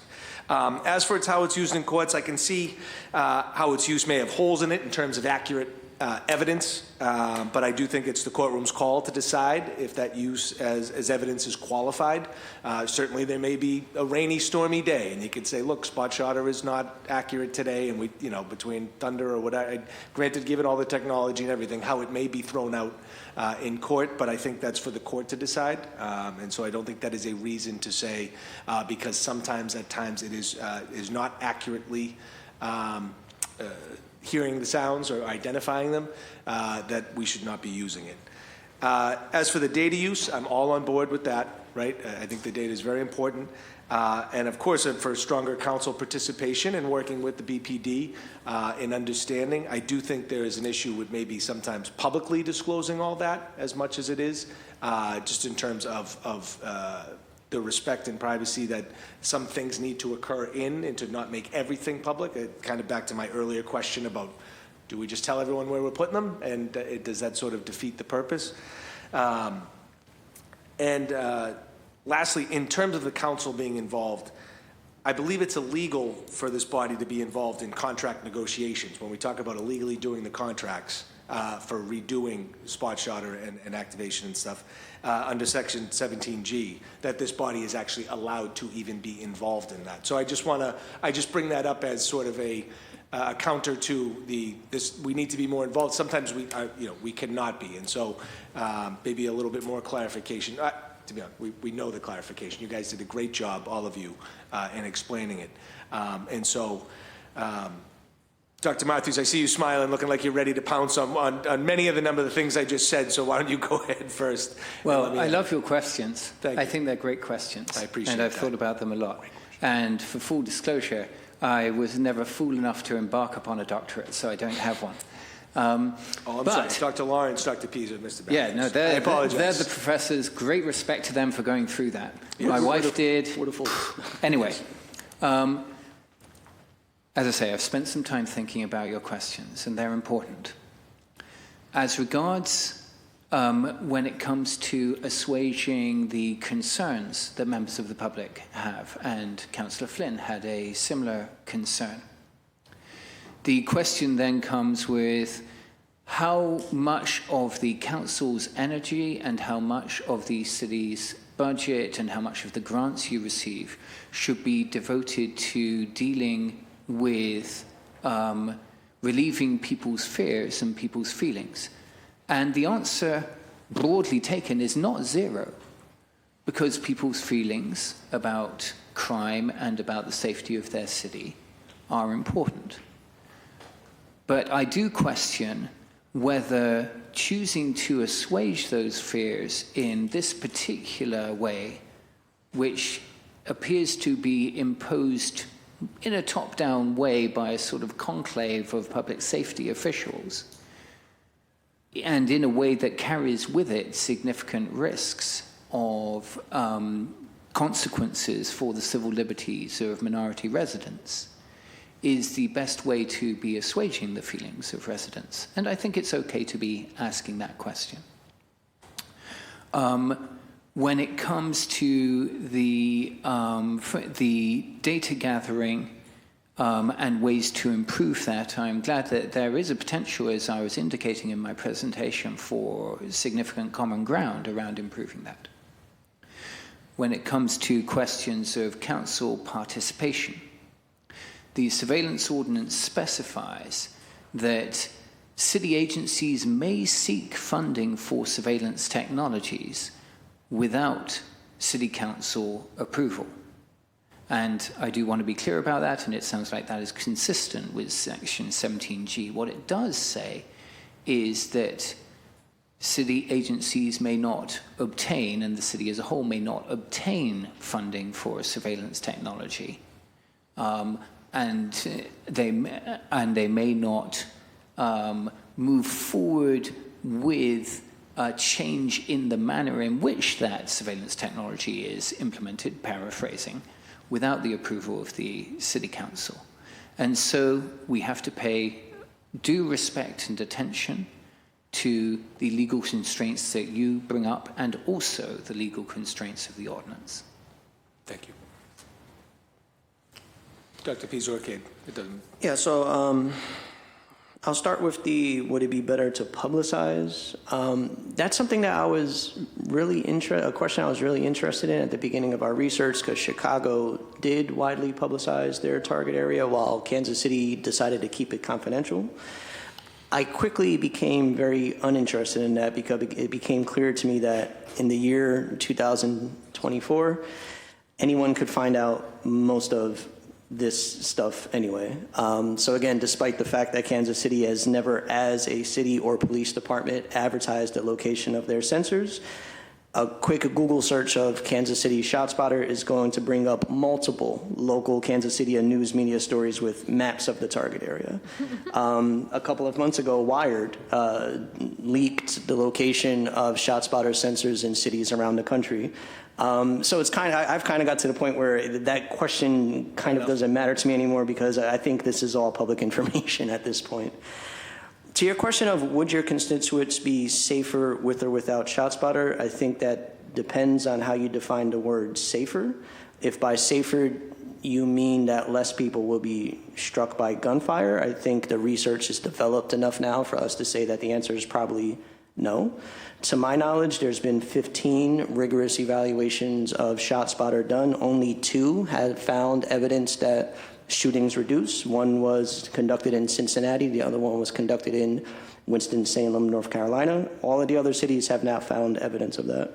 But I think we have to be honest that there's other potential public safety benefits that don't relate to the simple question of was someone struck by gunfire, right? There's EMS responses, there's victim transport. So in those, and I hate to give an answer, the answer is maybe. You would make, and given some of your other statements, you would make an excellent, terrible politician. With your recommendations. No, very good. I know time is up, but it does seem to me that overall, it's more not whether or not we should have the process, but its implementation and who is running it, whether either top-down approach or bottom-up approach. So it's more about that than yes or no, should we have it. That's sort of what I'm hearing in general. But I understand that time is up. Thank you, Chair. I appreciate it. Thank you, Councilor. I'll turn it over to Councilor Durkin. Thank you, Chair. And I guess I'll start out by just saying I think good government respects the privacy of its residents. Like, good government protects constitutional rights. Good government doesn't over-police its residents. And I think when, upon looking at a lot of the information that the panel has provided, I think it's really important to center ourselves in a conversation about privacy, which I think this panel has really touched upon, a conversation about city council authority here, and which I think has been adequately touched upon. But I think also my colleague Councilor Fitzgerald's points about what our communities are asking for is also something that we have to center as elected officials. And I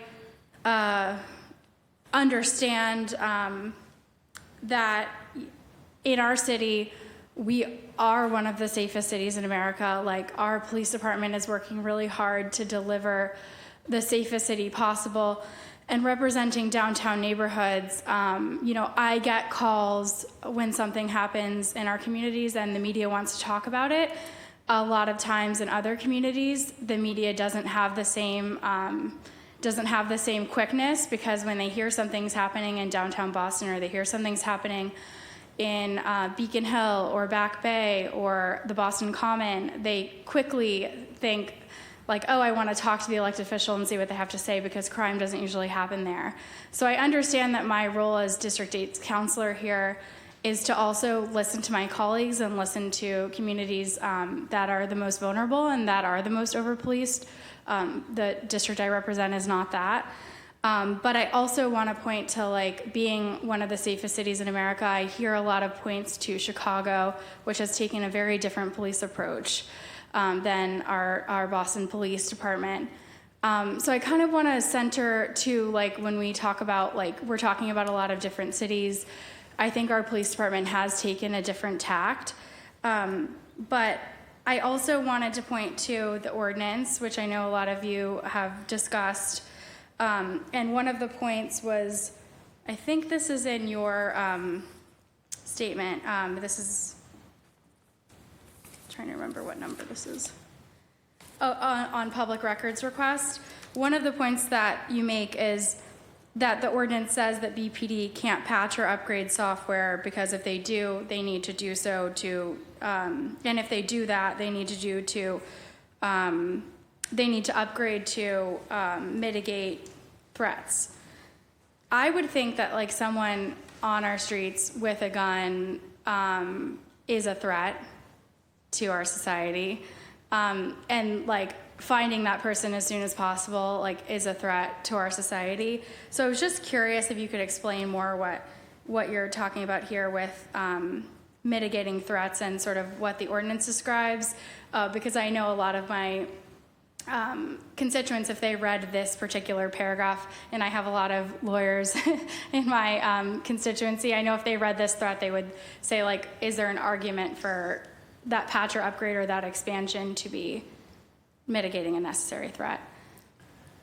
So thank you for that question, and it's a very interesting one. With the ordinance, and Kate, because I know you were deeply, deeply involved in this, you can certainly corroborate or not what I will say next. The ordinance envisions that if there is no change at all to a technology, that the drafters wanted to make sure that city agencies could continue with that technology being authorized. In a situation where there is a meaningful change in the purposes or manner in which a technology is being deployed in the city, then... Sorry, and just to interrupt, would more locations to you, I know as you define that, like change in the manner of use? I think if you have an expansion in the geographical circumstance, deployment of a technology from 7 square miles of the city to 9, then that is substantial. Then that would trigger it coming back to the City Council for approval, which is why I am saying, again, in my lay review of the matter, it looks like BPD didn't do that, and therefore their renewal of the contract was not legal. Now, when you are bringing up matters of patches and upgrades, the drafters of the ordinance recognized that that represented something of a middle ground.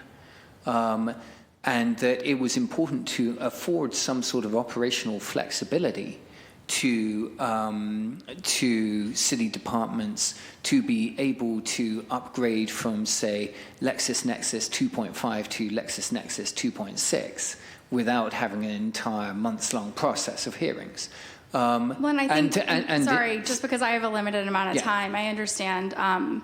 Like, I think on my end, in terms of contracts with companies that do technology, I've executed a lot of those in my former job as a consultant. Oftentimes, you know, the base package of a certain technology might say like, oh, you get this many locations. And the base one for the next year might say you get this many locations, because the contracts and the purview of those contracts and what's being offered by the company may have changed. So I'm not an expert on this particular technology, and I don't know if anyone could answer sort of if anyone has looked into sort of what these contracts look like in terms of what potentially the base package would look like, because I think what we're talking about here with the expansion of like mileage, I just know, having purchased a lot of technology on behalf of clients, I know sometimes those terms change with the vendor and the technology. So, and I did want to get into a little bit with the audio snippets, and I don't know, Cade, I know the ACLU does great work, and I'm curious, I know ShotSpotter and one of the statements, sorry, and I know I'm running out of time, the ACLU and I think one of the other organizations that offered testimony today talked about ShotSpotter committing to remove the audio snippets, but the audio snippets still exist. Do you know right now, like, what usefulness that provides to BPD and whether it is being utilized by our police department? I'm not sure what you're referring to, Councilor Durkin, but I can tell you that we do have pretty grave concerns about the presence of secret microphones throughout predominantly Black and Latino neighborhoods that are listening all the time. And, you know, the company has made representations about what those microphones can and cannot hear. It is the case that in prosecution here in Massachusetts some years ago, prosecutors entered into evidence audio recording of human voices on the street that came from a ShotSpotter microphone. So that does raise very significant concerns for us about potentially widespread violations of the Wiretap Act occurring across the city of Boston, again, in exclusively predominantly Black and brown communities. So yeah, we're concerned about that, no question. Thank you, and I know I'm out of time. Just wanted to point to this is from section 1 of the 4th of your, in case anyone was looking for what I was describing. It's from the digital 4th and it's in section 1. So thank you. Thank you, Councilor. Councilor Murphy, you now have 7 minutes. Thank you. Thank you.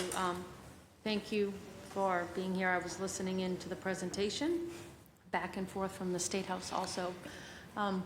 So no real direct questions, just thinking through this technology. It's one tool to use. It's not the only tool we use. And the statistics of, and I'm pretty sure it's 0, if a gunshot or the car backfires, someone thinks it's a gunshot, if it's a firecracker, if there's a spot shotter in the area, it will pick it up. But is there any case ever that residents aren't calling 911 already? So the police are already notified if they think there is sound of gunfire.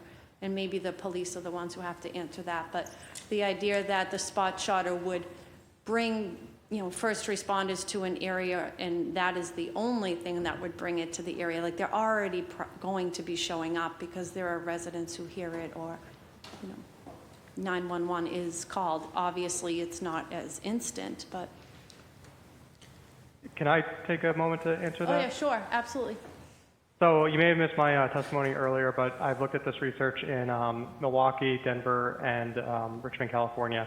And in all 3 of those cities, the amount of shooting notifications, so what you're referring to here, nearly doubles after GDT is implemented. So the you know, like next line of thought is there are many, many instances where officers are going to respond to shooting events that community members are not calling into the police department through a 911 call for service. So I would think that that means it's good to have this technology because the police and the ambulance and first responders are showing up on the scene and possibly humans have been shot at. I think that that is one of the good potential measures that we can talk about. And what we were seeing in the testimony presented by the police was that there was a case where that they present where there was a ShotSpotter alert with no accompanying 911 call, where somebody's ankle was grazed by a bullet, and ShotSpotter was able to result in a deployment, and that's not nothing. There was another case where somebody was shot at, and God knows I would not like to be shot at. I'm sorry, what did you say? God knows what? And God knows I would not like to be shot at. Okay. It would be very scary. Or deadly. So, yeah, it could be deadly. Well, in this case, the person was not hurt. But so those are matters for council to take into consideration. But one element here of how much difference there is made is that the more we looked at this, the more we wondered whether the difference in timing that ShotSpotter, in terms of getting people out more quickly than a 911 call, might be being driven by the fact that there are widely reported on difficulties with the 911 system in Boston. There are staffing difficulties, there are funding difficulties, there are practical difficulties there that may increase the difference between the two in Boston specifically. So I want to raise that as a possibility that it may be driving some of the patterns in the data. Thank you. Thank you, Chair. Thank you, Councilor. I do want to, so the next hearing will now start at 3. I do want to just give another quick round if any of my colleagues who are still with us have any follow-up questions. Again, you can ask to this panelist and then to the previous panelists that I still see that are still with us here today. Councilor Weber, you have the floor. Just a couple quick questions, and this may be for the panel and someone from Boston Police Department. It looked like from the Chicago, New York audit studies that there was a relatively high percentage of instances where ShotSpotter was triggered, but there was no physical evidence or evidence of and I think it was of gunfire, something like 90% of the cases in Chicago and 87% of the cases in New York. But I think what we saw from the police department here today was, I thought it said 44% of the 423 instances in 2023 had ballistic evidence of gunfire. If anybody saw that, the academics, if you have any thoughts on, is this just a relatively small sample? What would explain, is there a difference between what's happening in other cities in Boston, or are we interpreting the data in ways that we don't know, and or that you don't agree with, or what data do we need to actually come up with that number? Yes, going back to there we go. Going back to my prior point that I was saying, to me, the number of ShotSpotter alerts that did not turn up evidence of a shooting means nothing without knowing what happens when police respond to just regular 911 calls for shots fired. Because that number in isolation makes an implicit assumption that every time police respond to 911 calls, they find something. Right? That's certainly not the case. So to me, what's important to contextualize those numbers, and to my knowledge, I don't think the New York City or the Chicago OIG reports made this comparison, but to me, what's important to contextualize that number is how many 911 calls similarly don't lead to any evidence. Yeah, thanks, Councilor Weber. I'd like to offer a different perspective. I disagree, in part because, exclusively because we have heard that it is the case that ShotSpotter alerts for incidents for which there is no 911 call, right? So there are incidents in which ShotSpotter is sending police to a neighborhood, no 911 call was made, and then when police get there, they don't find any evidence of a shooting. So from our perspective, from the civil rights and civil liberties perspective, that is potentially a cost opportunity for the Boston Police Department. It is also potentially an opportunity for there to occur some sort of interaction between members of the public and the police department, again, in black and brown neighborhoods, which otherwise would not have occurred, which could lead to, unfortunate consequences for the people that are engaged by police officers.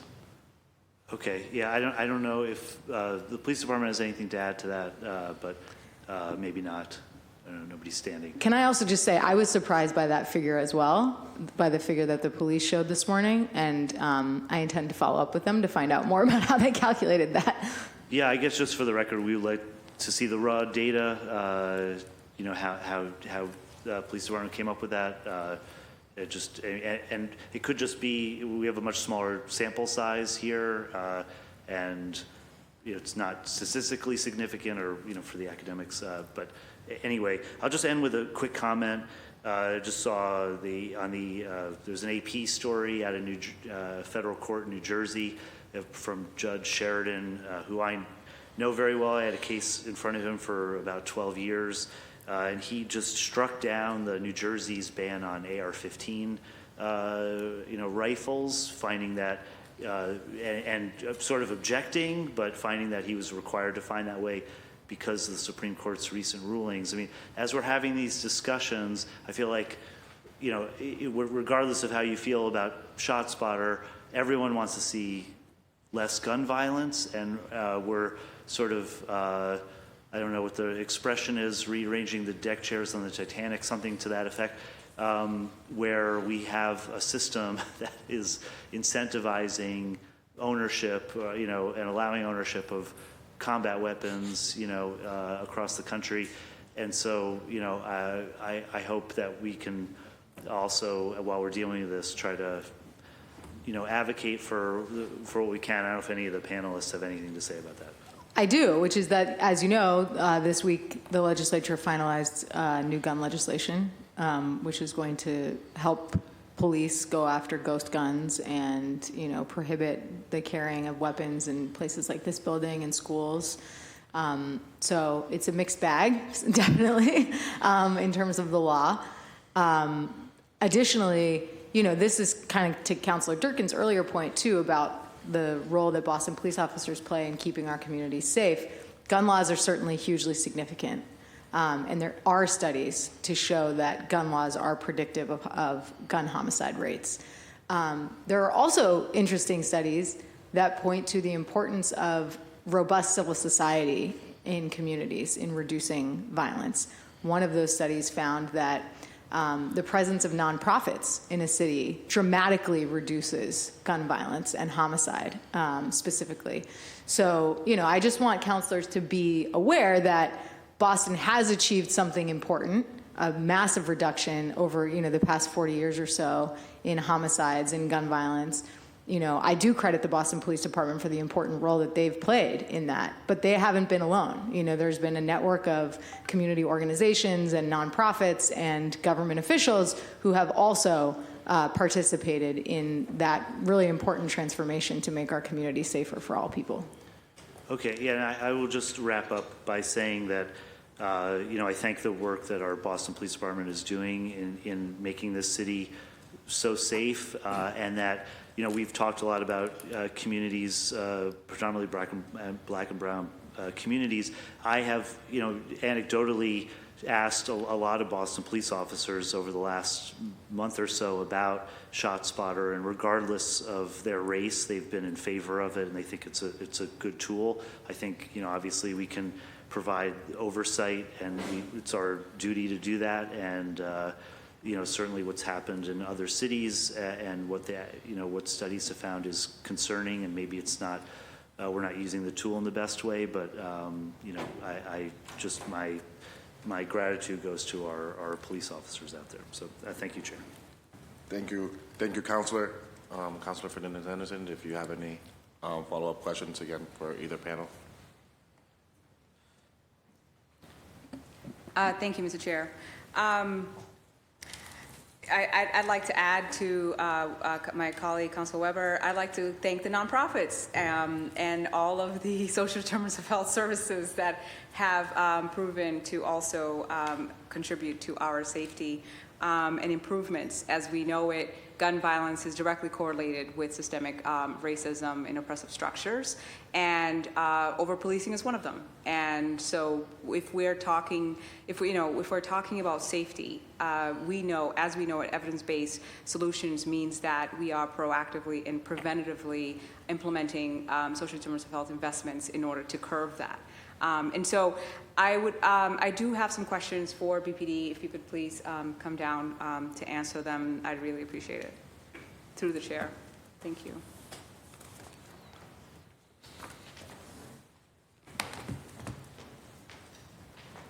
And I guess while you're coming down, I think we've talked about, you know, a lot about how, you know, ShotSpotter, it like sort of like the Common Census, for example, it's a program organization that's going to do like sensors in Roxbury and Dorchester to actually measure data on environmental impact. And so we always want data. We want sensors that gives us data. And so to that, I see the benefit.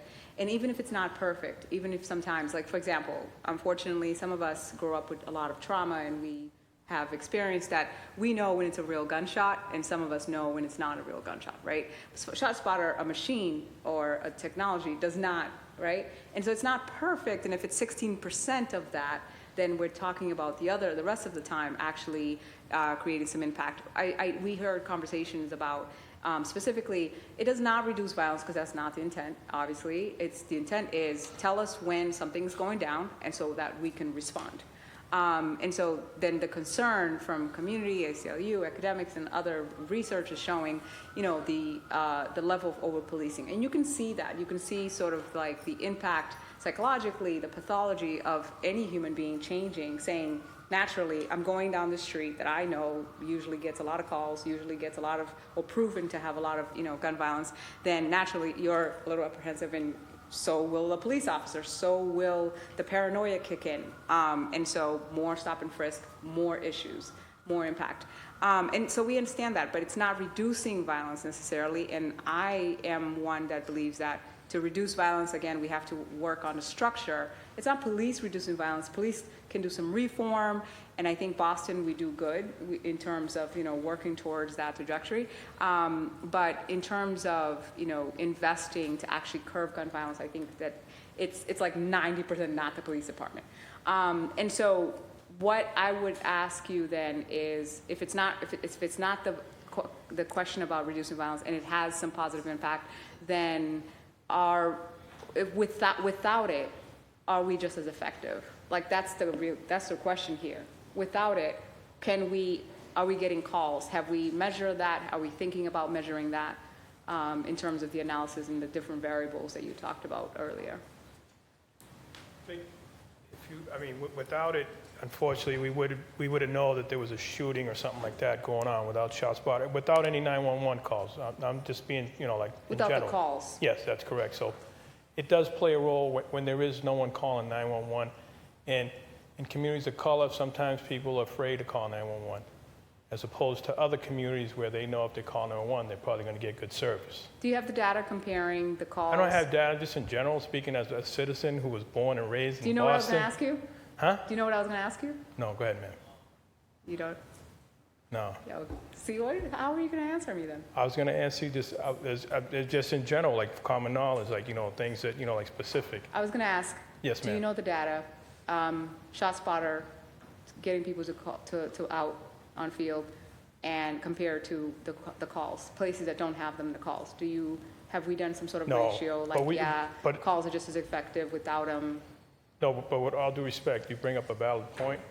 We could do an analysis on that and to try to bring back to the council. Okay. Have we looked into that? Into what exactly? Comparing areas that don't have ShotSpotters calling to areas that do have ShotSpotters and getting a response. So is it effective without it? Like, are we still making calls? Like, relying on our citizens to make calls?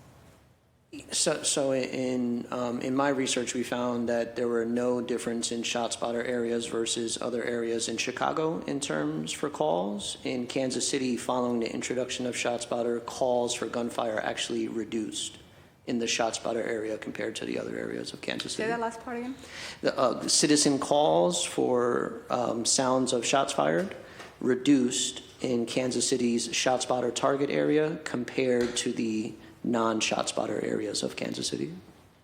Okay. That's something that I also found in my research, that community calls for service go down after the implementation of ShotSpotter, and the result of that is really because community members now assume that the police is going to automatically respond to shootings that they heard.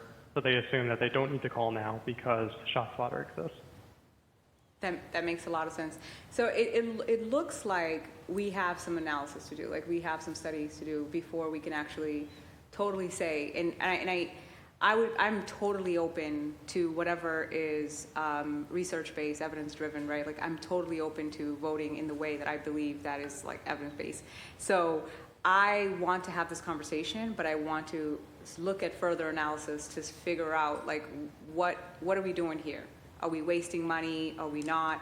And then, I've always been a proponent of saying, like, the reason why I think especially police officers, in terms of quality of life. You are going overtime, you are doing all of this, and I think, you know, the overcalls or our festivals or whatever the reasons are that you are in total overdrive. Like, your quality of life is at question, and I always say, like, I'm sympathetic. I'm sympathetic to that, because it's like, well, how are you performing if you work overtime all the time and sleep deprived or whatever other traumas that you face? So there's questions about reform on that level. And so with my colleague, with all due respect to my colleague, I think it's more about, you know, making sure that people are getting paid well and not working overtime, and as opposed to all of this, you know, let's just get more and more, let's just do more. No, we appreciate that, because, you know, when you have officers that are doing double shifts, you know, on your second shift, yeah, you're gonna, your body, I'm 59 years old. I can't do what I did when I was 29 years old.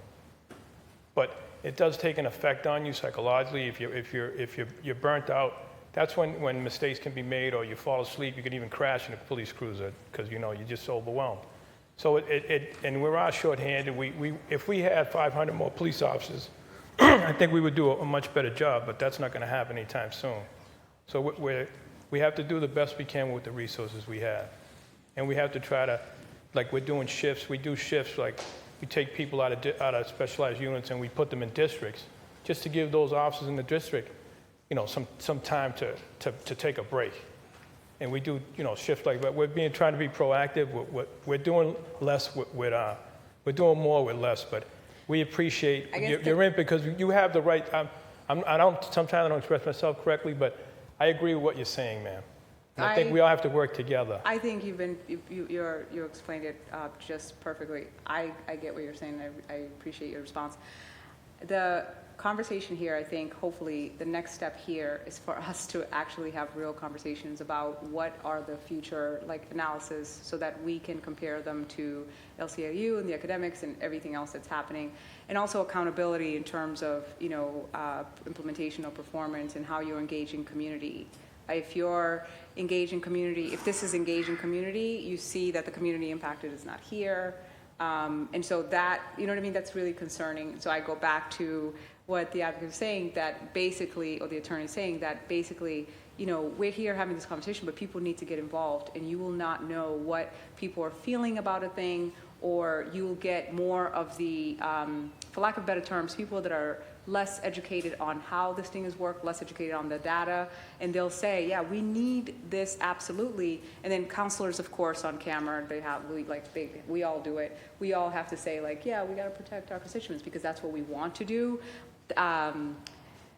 theoretically, but then in actuality, what is evidence-based? And we have not done that work for us to generalize, you know, a handful of constituents. We have not actually engaged community in a real way that we know what community pain points are, or what their complaints are about ShotSpotter. I'm not going to take credit for it, but we do have community comp stat.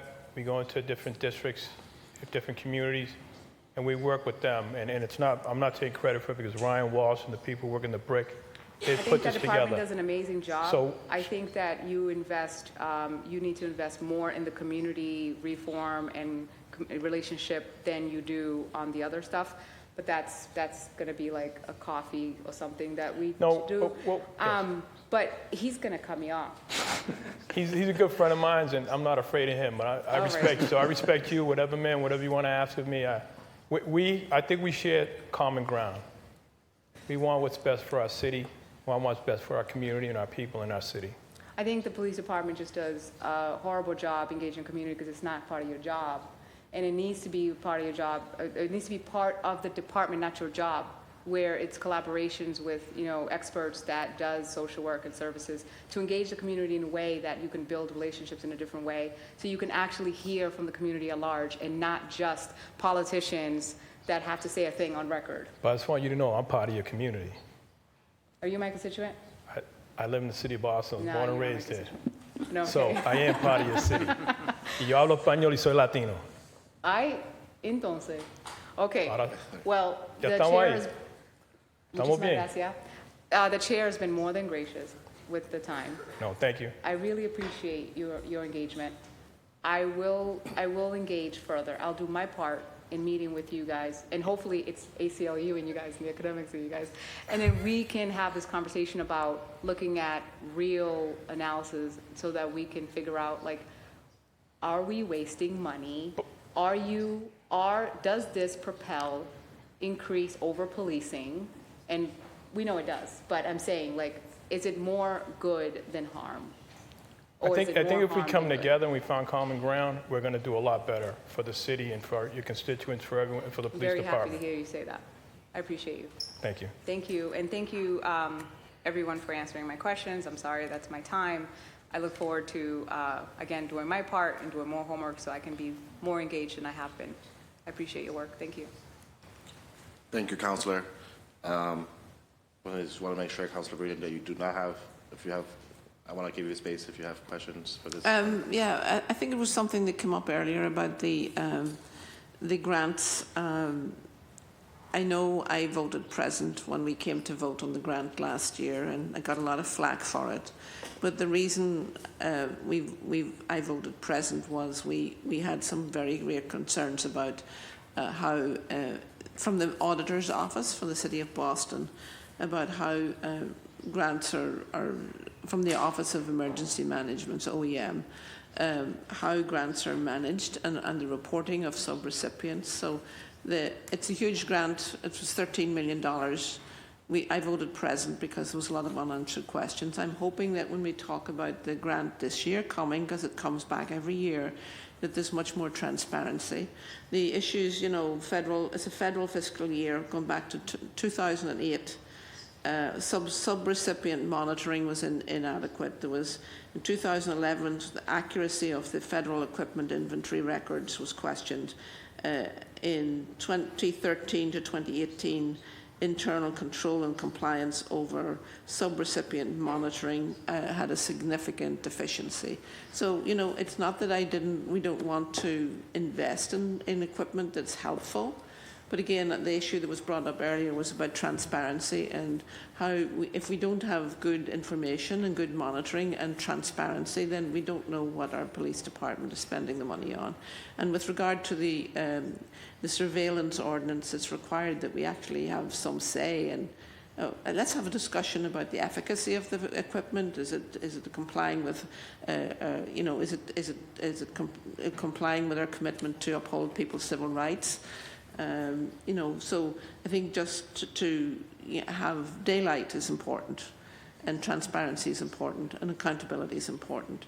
So, this is not just with regard to this particular federal grant. We have the same issues with other departments that receive federal funds as well. Like, we need to tighten up our level of internal monitoring and subrecipient monitoring, because money that we're passing through money to other police department, other emergency management groups and other neighbouring municipalities, and we've no idea what to spend the money on, and we actually don't have any idea what we spend our own money on. So this is why it's a huge grant, $13 million.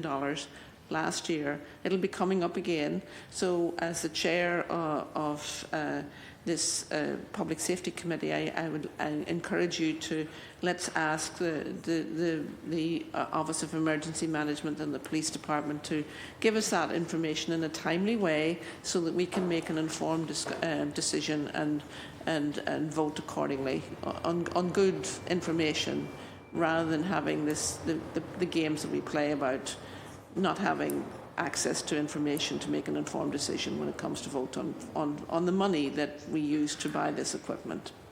Thank you. Thank you, Councilor, and I agree with you, and I will commit to that as chair of this committee. I did say this earlier, but for the record, OEM was invited to this hearing, and I got communication from IGR that they will not be participating in the morning's hearing, but that they will be here this afternoon. So hopefully we can ask at 3 p.m. we can ask those questions as they come up, if they decide to show up. With that, I just want to thank again all of our panelists for this very long hearing. I do want to leave space for public testimony. I am seeing on the list here that I think everyone who signed up for public testimony is part of our panel, so I think people might have confused that this is a sign-in sheet, but I do want to give an opportunity that for anyone here who does intend or did intend to do a public testimony to please come down right now. If not, I will proceed with just again thanking all of the panelists, thanking my colleagues who asked thorough questions, and just want to thank you all. This hearing and seeing that no one has come down for public testimony, I want to thank my colleagues, central staff, and all of the various office staff present and the panelists who are joining us for the next hearing as well for your dedication to these matters. We will now begin the next hearing in 30 minutes at 3 p.m. This hearing docket on number 0590 is adjourned. Thank you.